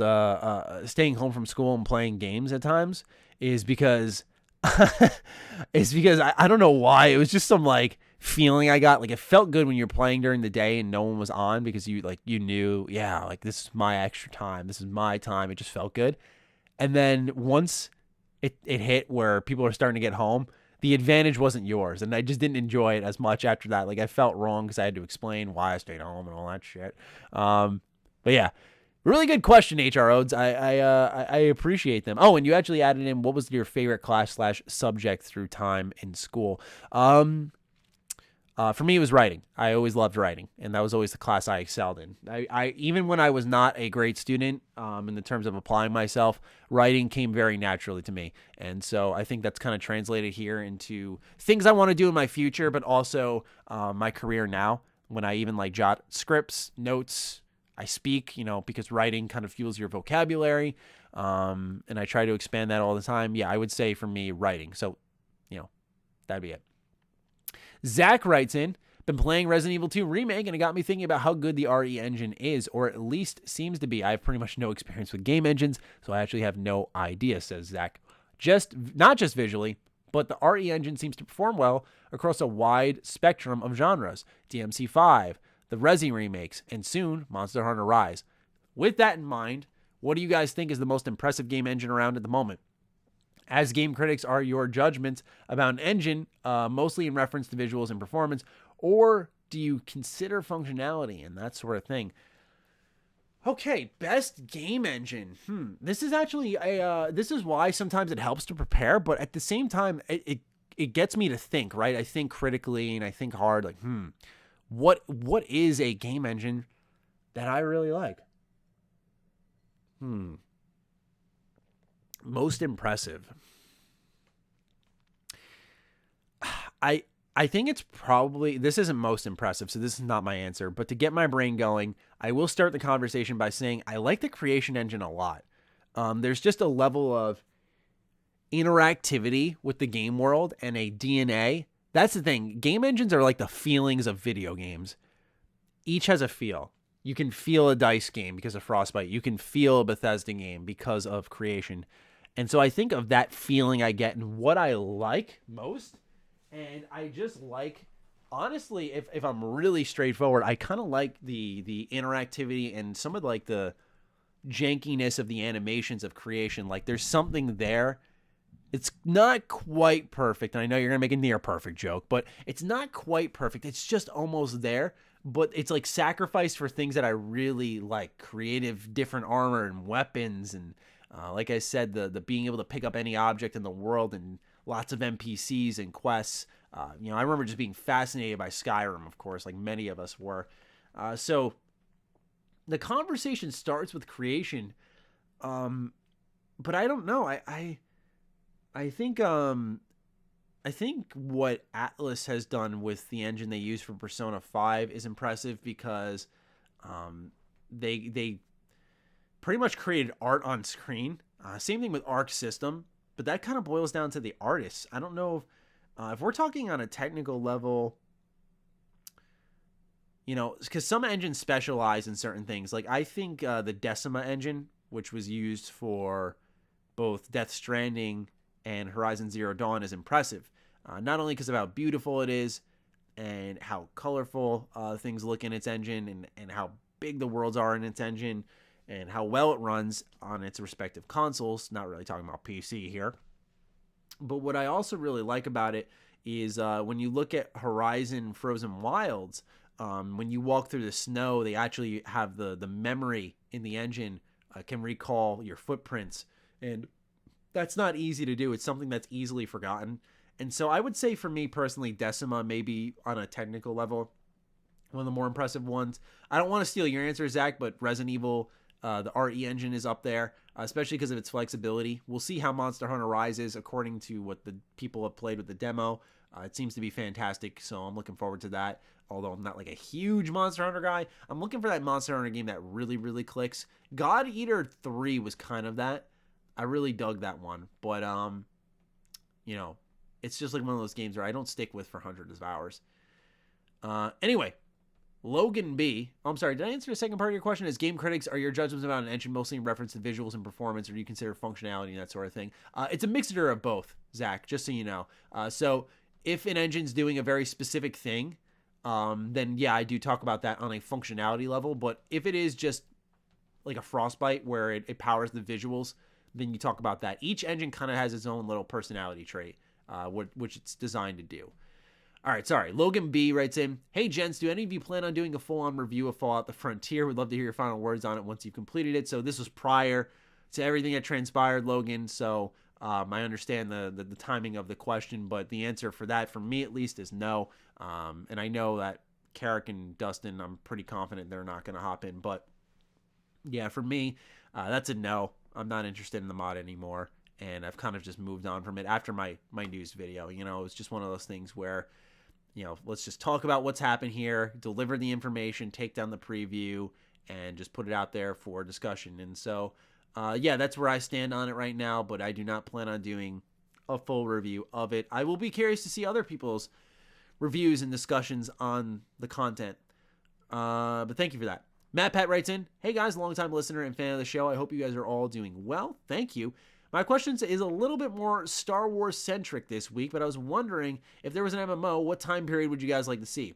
I am personally of the opinion that I'd like to see something set similar to the Star Wars Galaxy, pre-combat upgrade with the amount of decisions you could make in the terms of what your role was in the community, and maybe incorporate space PvP like Squadrons, but have the time period maybe take place either after Return of the Jedi, during The Mandalorian, or I'd like to see them try to squeeze a sequel in the Old Republic, and give that more of a sandbox feel. Thanks, guys.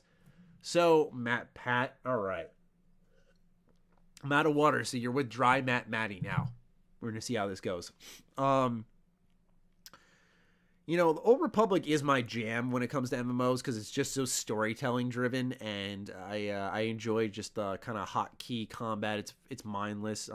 Where ESO clicks with me on a different level because of its ability to kind of accurately mimic its source material of just the Elder Scrolls single player games, but keep it in an MMO and make it work well. So if I were to have a optimal Star Wars MMO, what time period would I want to see? I mean, you know that answer, Matt. It'd probably be the Old Republic again.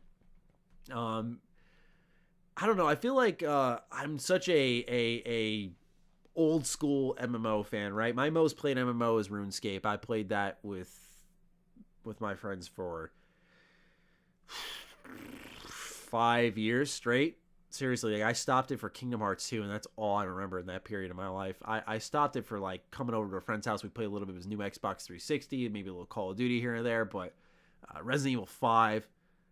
But dude, it was few and far between. I mean, RuneScape was my jam. So I feel like my opinion on MMOs outside of the Old Republic and ESO is really hard to wrap around because I know some people stick with them for thousands of hours and they just only play MMOs because they're so highly replayable. I tried Final Fantasy 14.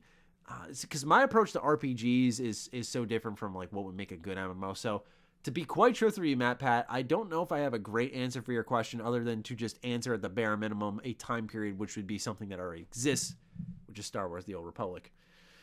Billy Mays writes in, hey, Billy Mays here with a short but thought-provoking question for you all.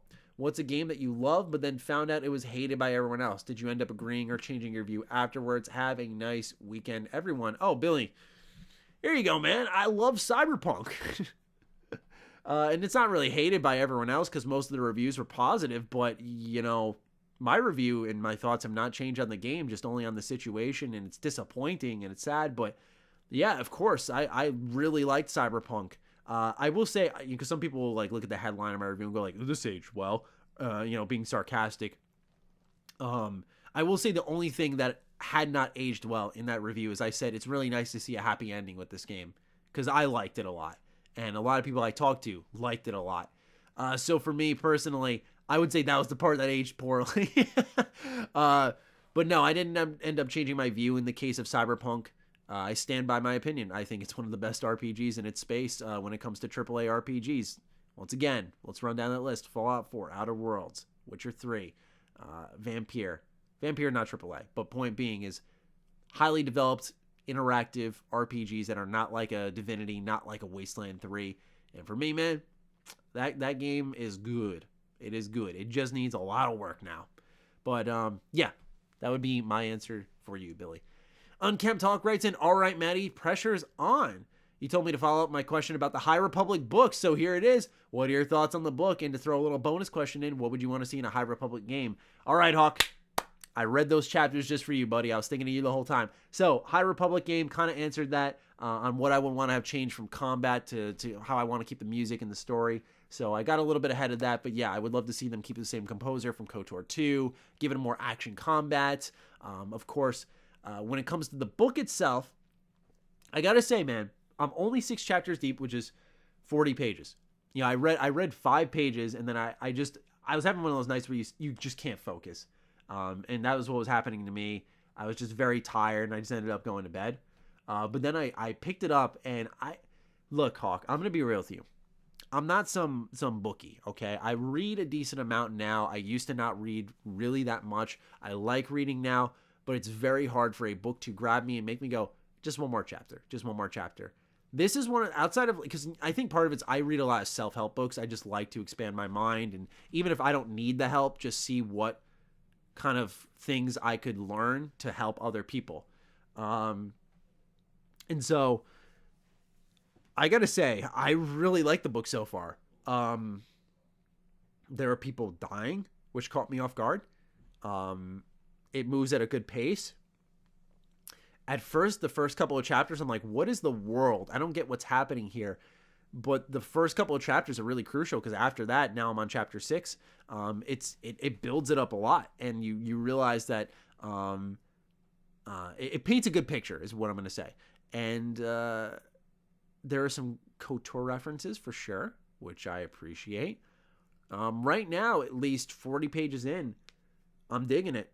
I am really enjoying it. I'm going to continue to read it. And if you were asking me, Hawk, because you were curious about buying it, I would say, yeah, buy the digital version on a Kindle or buy the hardbook cover one. I got hardbook because I just read that better. I feel like I process it better. And like Karak has said, and I think most of us are aware, you just can receive that information a lot better when you read the physical part. Sorry, that's me like slapping my leg. I just dropped my hand on my bare leg here. Still in a bathrobe. But anyway, that's what's going on when it comes to High Republic. So yeah, give it a look, Hawk. And if you end up reading it a little bit, fire away. Let me know what you think of it.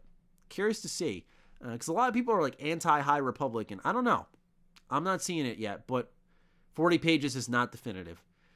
Steve Wolf writes in. Thank you, Steve, for writing in. What is your favorite palace in Persona 5 Royal other than the new one? Also, do you think we'll get a sequel with the same characters beyond Strikers, or is Persona 6 next? All right, Steve. All right, Persona question.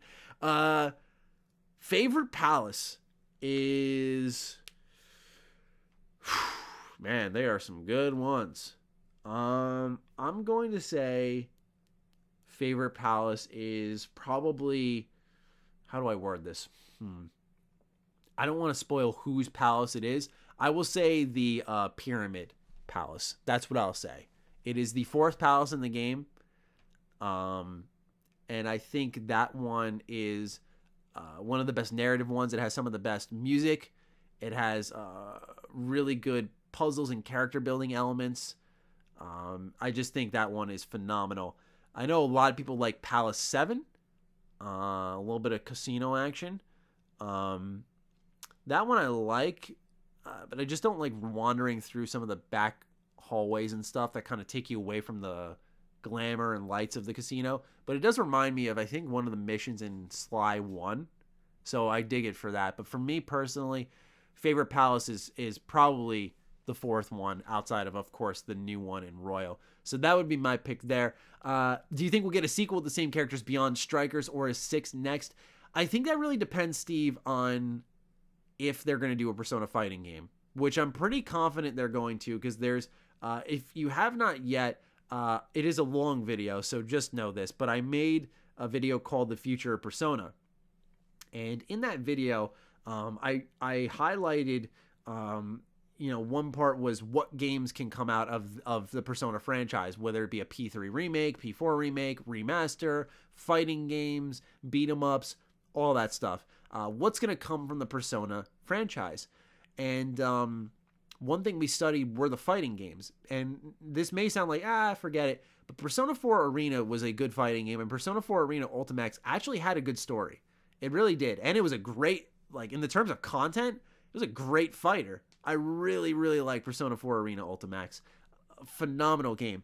So the fact that a Persona 5 Arena doesn't exist, especially with how good Dragon Ball FighterZ looks, I mean, that developer, Arc System, is built to make a Persona 5 fighting game. So it's only a matter of time, I feel. I think that'll be the next Persona 5 character thing. But they have promised us Persona 6 is coming sooner than the gap between 4 and 5. Now, do know the gap between 4 and 5 was 9 years. 2008 is when Persona 4 came out. Then you got Golden in 12. And then we got 5 in 2017. So really big gap. And they look, I like Persona 4 with all my heart. I really dig that series and that entry especially. But they milked it dry. They did a fighting game. They did a dancing game. And they're doing the same approach here. 5 got a dancing game. 5's getting Strikers. And I'm really hoping that they do consider a fighting game, because that would be the good type of more. Because if they kind of do the Arena Ultimax approach, they got 3 and 4's characters together. Having like Persona 5 Arena something where you've got 3, 4, 5's roster, fuck yeah, give me that.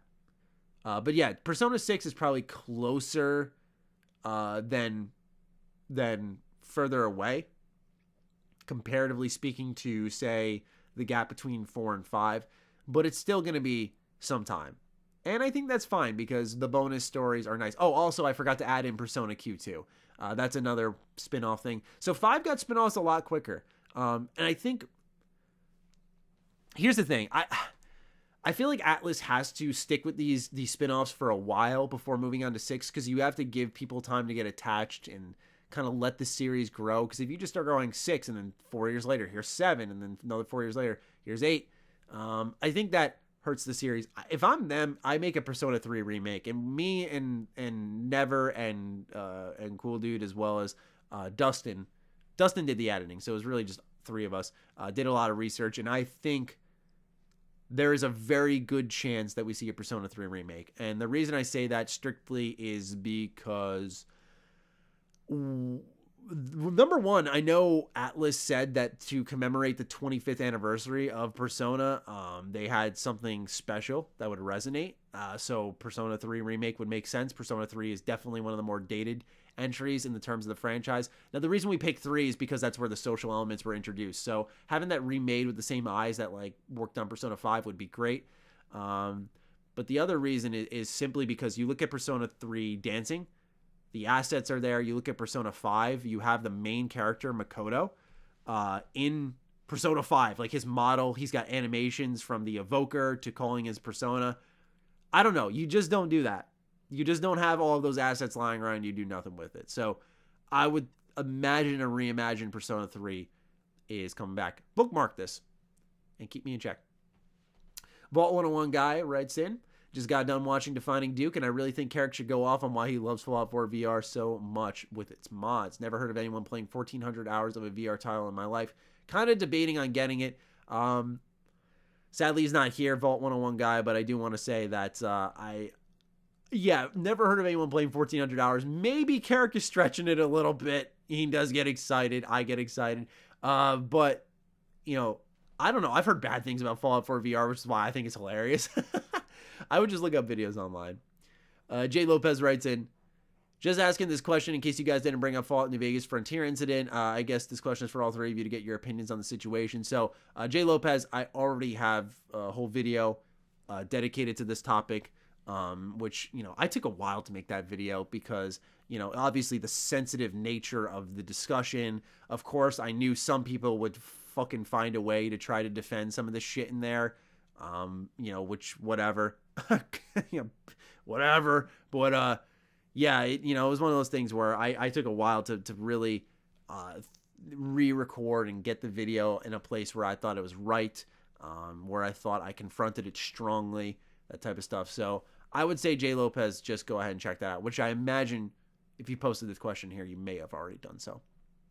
Know-It-All writes in, would you rather Ghost of Tsushima 2 be set on mainland Japan or remain on Tsushima? I feel like there's more to tell with Jin's story and the Mongol invasion, so what direction do you guys hope they go next in a sequel? Yeah, mainland Japan. I feel like the island of Tsushima is awesome, and I don't know if there's more to explore there. Pardon me. But I feel like Ghost of Tsushima's world was so refreshing, and so to make that bigger and more broad and diverse, I'd like to see what they do in mainland Japan. That would be my answer. As for the direction, more choices. And I know I'm an RPG fan, so some are like, oh, of course. But no, you'll probably know why I'm saying that. More choices. I feel like the game really was set up to be that type of game because of like the ghost play style and whatnot, the samurai play style. I would like to see that reflected in some type of rep bar or a way that impacts like karma, morality, that type of thing, and see how that impacts the game world. I would like to see more impact through my decisions on how I play, not just play styles. Natural Calamity writes in, first off, I want to commend Maddie and Karak. Fantastic job on Defining Duke. It is an informative and fun to spend my time listening to you two bring the news and bicker about nothing, as Karak says, his plethora of strange things. Keep up the good work, you two, and bring Chris Reagan back on for another hour or another 2.5 hours of fun. Now, on to the question. First of all, thank you, Natural Calamity. I appreciate you enjoying our content enough, and any of you who listen, enjoying our content enough to listen to our videos, to listen to our multi-hour podcast, and then listen to another multi-hour podcast with us. Just, hey, thank you so much. I think that's a real nice thing because you get so many hours of me and Karak, and then to want more hours of Karak and I. Wow, I just did it wrong the first time and then did it right the second time. I didn't realize me and Karak and I. But to want more of that and to have such a positive response and excitement is just really humbling. So thank you. Thank you to all of you who gave our show a shot and continue to push it up the ladder. Question 1 from Natural Calamity. We've been told time and time again by Bethesda, don't get your hopes up for Elder Scrolls 6 coming 5 years tops. So my question is, will ES6 be next gen only? Will they lock off most of their fan base, or will they go the sensible route and try to make it work last gen like Cyberpunk to either crash and burn or prevail like we all want? So, Natural, for this one, I think the answer is simple. ES6 has to be next gen only. So by next gen now, we are kind of shifting into current gen. We're kind of in the cross gen weird phase, but we're shifting into that next gen to current gen, where Series X and PS5 are the consoles that Natural is referring to. I think they have to, just because Todd went on record of saying we aren't doing Elder Scrolls 6 yet because of what we want to do needs technology. And I'm sorry, but then it should have been out during the PS4 and PS in the Xbox One generation. And so my guess is if it's going to take another 5-6 years, that may put us at the half step point. We don't know how these consoles are going to evolve really, where I'm very curious what position that puts Todd and the team in. Do they keep pushing it back for the next gen if there is one? I doubt it, but 5-6 years, these consoles usually last like what, 7 years, 6 years, right? And so imagine how that's going to end up. We'll see. Next question from Natural Calamity. What do you want to be the inciting conflict in Elder Scrolls 6? Something to do with the Thalmor, Dremora coming back to torture Tamriel? Will it be the Psijic Order playing a role? Will it be the Chosen One? Or would you want the Urchin of Streets able to... Oh man, my computer's... Hold on, my computer, I hadn't moved the mouse in so long that screen went black. Or will you want to be an Urchin of the Streets, able to become who you want? What kind of story do you want from Elder Scrolls 6? So I've been communicating with some people in the Elder Scrolls fandom, and someone mentioned, I'm going to get the exact term here. Someone had mentioned, where is it? Because the reason I can't just like summon this knowledge is because it's a weird name that is buried in the Elder Scrolls lore, and I couldn't even Google search it if I wanted to right now. So hold on, we're almost there. I'm just searching through my friends list here. Almost here we are. The Hunding. So the Hunding is the make-way god, spirit of perseverance over infidels, historically materialized whenever the Red Guards need to make way for their people. So it says Hunding is first known in the First Era, by the way, to have represented himself as an avatar.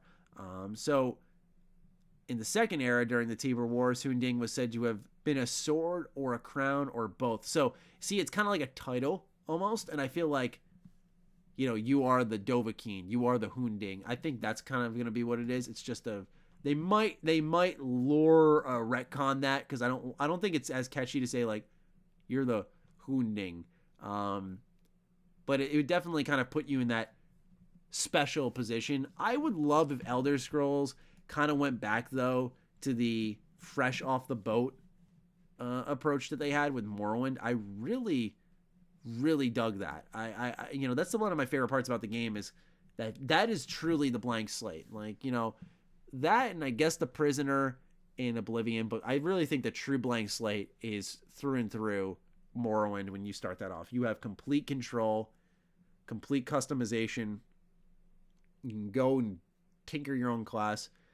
So yeah, personally for me, inciting conflict, I mean, I imagine it would be the war between the Imperials and the Thalmor, and how Hammerfell and the Red Guards are getting dragged into it.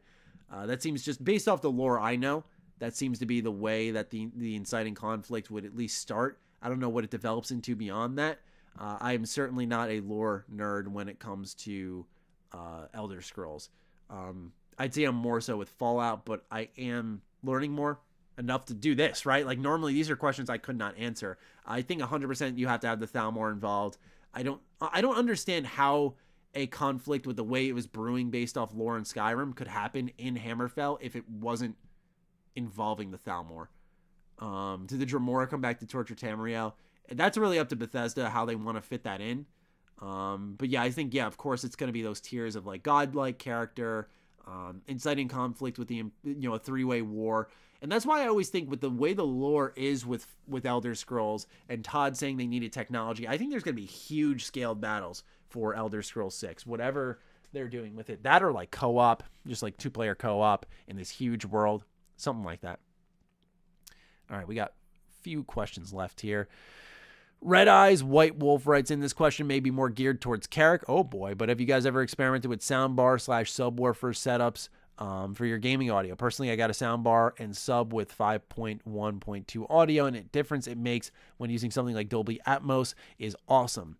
This is also something I commend Xbox for supporting, while I see PlayStation lacking in support for Atmos, while I think they have their own 3D audio thing for headphones. What are your guys' thoughts on this? So I do have a soundbar. It's a Polk soundbar.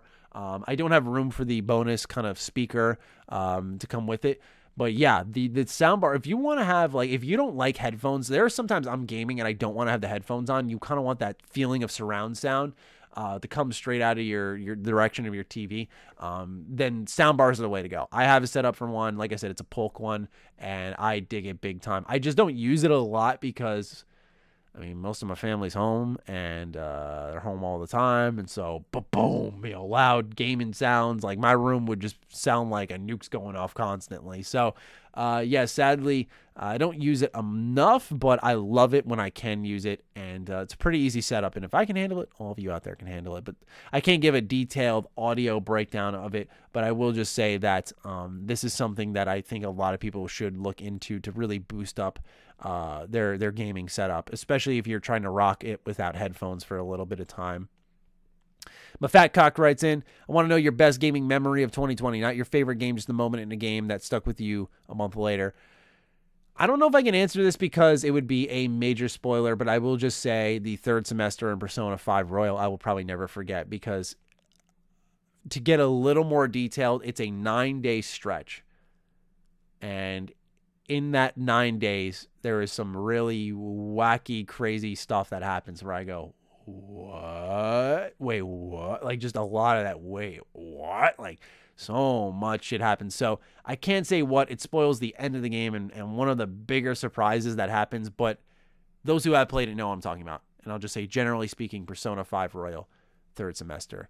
I'm Valen writes in, good evening, fellas. I'm going to be 22 this year, and I've been reflecting a lot lately about events that took place in my life, mistakes I made over the years, and how differently I would do things if I go back. So with that being said, my question is, what are some mistakes you made during your YouTube career, and what would you change or do differently if you could go back? My question is for anyone who wants to answer. So, yeah, I'll happily answer this because I don't like to sit here and pretend like I've never made mistakes, and quite frankly, the reason I grew was because of my can't speak right now. Mistakes. I've said before, my content would not be an eighth of what it is now if I didn't get feedback from my audience. And that goes into smaller things like, hey, Matty, the lighting in your office sucks. You need to change that. Hey, Matty, the audio in this video sucks. You need to redo that.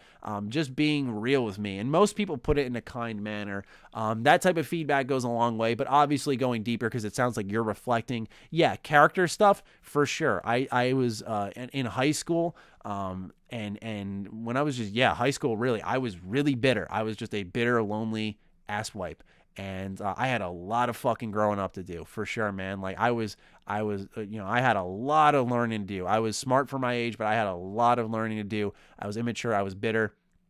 And as I gradually weeded that out of my system, some immaturity still stuck around, which I'm sure some of you have seen on my channel in the past. And I look at things like when I fired up the microphone and I talked about how it's disrespectful for Bethesda to be called out for Fallout 4. And not even because like, oh, that's a stupid thing to say about the game and the developer, but more so the immaturity and the lack of responsibility of just turning on the microphone, not recognizing you had like at the time 200-something thousand subscribers and just screeching into your microphone like an idiot. Like that's immature. And so, yeah, the thing is I don't run away from my mistakes. I own them up. For me, a mistake was really putting my Fallout the Frontier preview out. I didn't know any of the content entirely that was there. So, yeah, it was an honest mistake, of course, but it's still a mistake, but I'll own it. So that's, for me personally, one of the mistakes, that I would go back and reorganize would be my approach to the conversation on that Fallout 4 disrespectful thing, for sure. That's something that is a conversation that was not handled well. I think it could have resonated with some people if I wasn't just such a jackass about it. So, yeah, there are definitely things you can look back on and say, hey, I wish I was better. And of course, we all have that. We've all been immature. We've all been insensitive. We've all been bitter at one point or another. For me, I carried my bitterness a lot in high school. I wore it on my shoulders. It was not good, man. Like I had struggled a lot. Until I really started to get the help I needed, and my friends started to lift me up, and my family started to lift me up, and I had to have my heart softened a little bit, and I had to, when I got on YouTube, and sometimes I'd do something, and I'd get very defensive, and I'd get blasted, because I maybe got the story wrong, and I'd deflect to Bethesda, and then I'd have to make another video apologizing, but at the end of the day, it's about how you respond to those, right? No one's perfect. You're going to make a mistake, right? You're going to make your mistakes. So it's about how do you get better after that? How do you respond? So I look at when I was 12, 13, I was in high school or going into high school at this point, or or was I? That was middle school. Whatever age it was, I don't know.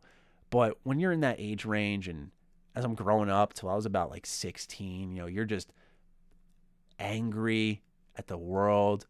But if I had that chapter of just looking back and being like, who the fuck was that guy? If I don't have that chapter of looking back at that, which I don't think a lot of people would think of when they look at me now. I think I'm a very nice person. I think of others constantly. I have a very open heart, and I try to help people any way I can. I try to make sure I'm donating to various organizations on a monthly basis when I receive my paychecks. The one thing I regret not doing right now is, and because I don't really feel safe doing it, is being able to what's the word I'm looking for right now? Not fundraise, not participate. Oh my God, what is the term? It's bugging me right now. Like going and doing something, I can't believe I have to do this. Doing something like for free out of the kindness of your heart, like charity work. Jesus Christmas. That's the one thing I need to step up. I don't think I do enough charity work for the platform I have. So it's something I'm going to really pursue this year and see what I can organize in the terms of fundraising and getting more people involved with certain initiatives, like mental health and all that type of stuff. But like I said, point in case here is if I don't have that chapter of my life where I can look back and say like, hey, here I am over a decade later, and I know I'm a better person. I know I've gotten better. I know I responded to that. It's good that you acknowledge them and you're aware of them and you know that these mistakes or missteps you've made in your life exist. And so I would say, try not to let them eat you up. And I would say, go forth in how you respond to the situation, just because mistakes are going to happen throughout your life. And of course you can, based off your character, lessen the intensity of said mistakes. But yeah, there's definitely things that, we can all as humans reflect on. So hopefully you found that helpful. For me personally, would I change or do anything differently? I would love to soften my heart at a younger age and enjoy my life a little bit more instead of just being so lonely all the time. Yeah, for sure. But at the same time, if I think of it this way, maybe this is just me rationalizing it so that I don't even think it's coping, because it's not like I'm sitting here like hanging my head over it. But if I don't experience that sense of loneliness, then do I love my friends, family, and girlfriend and hold them as closely and dearly today without that chapter in my life? I don't know if I do. And I love where I'm at now. So just take it with that, Valen. Hopefully I've helped you in some way, shape, or form. It's my pleasure to try to help out where I can in the best of my abilities. Last question comes in from Panicking Duck. Hey guys, I'm curious on what y'all's thoughts on Biomutant are. Keep up the good work, gentlemen. Yeah, excited for this one. It comes out in May. It's going to be a good month. For those who don't know, Biomutant's a kung fu post-apocalyptic RPG with animals. And it's like, yeah, give me more of that random ass shit. So I'm excited to see this one. It looked like it had pretty good customization. I was a little bit worried about the jankiness of the gameplay. But Biomutant overall looks like a really nice kind of mid-tier RPG that I think can sneak up on some people. So for me personally, yeah, I'll be reviewing it as we get closer. I'll cover it. I did make a video on it that kind of went like mini viral, like a couple 100,000 views, just talking about like, hey, here's a game you should all check out. But other than that, yeah, not much more thoughts to offer on Biomutant. Not to like rush through your question, Duck. It's just, I feel like I've made videos on it. I'm trying to think, have I not said anything on it? I really haven't. Just very excited for that release date. And as it gets closer, we'll highlight it here on the show. We'll talk about it more. But that's it for the H.A.M Radio Podcast. How long was that? Let's see. Holy shit. Wow. 2 hours. I told my mom, I was like, yeah, I'll be out in an hour. It's a solo show. Like, I usually don't have much to talk about, but I guess I was feeling chatty today. So with that, it's time for me to sign out. I hope you all enjoyed episode 287 of the H.A.M Radio Podcast. Based off what Valen wrote in, I think let's do the hashtag growth. I would like that. If you got this deep into the show and you wanted to let me know, you can tag me on Twitter at G27status, use the hashtag growth, and let me know what you thought of the show so I know what episode you're referring to. With that, though, once again, hope you all enjoyed, and I will catch you in the next episode. Hopefully all three of us will be together. Stay sexy, stay active. I love you all. Peace.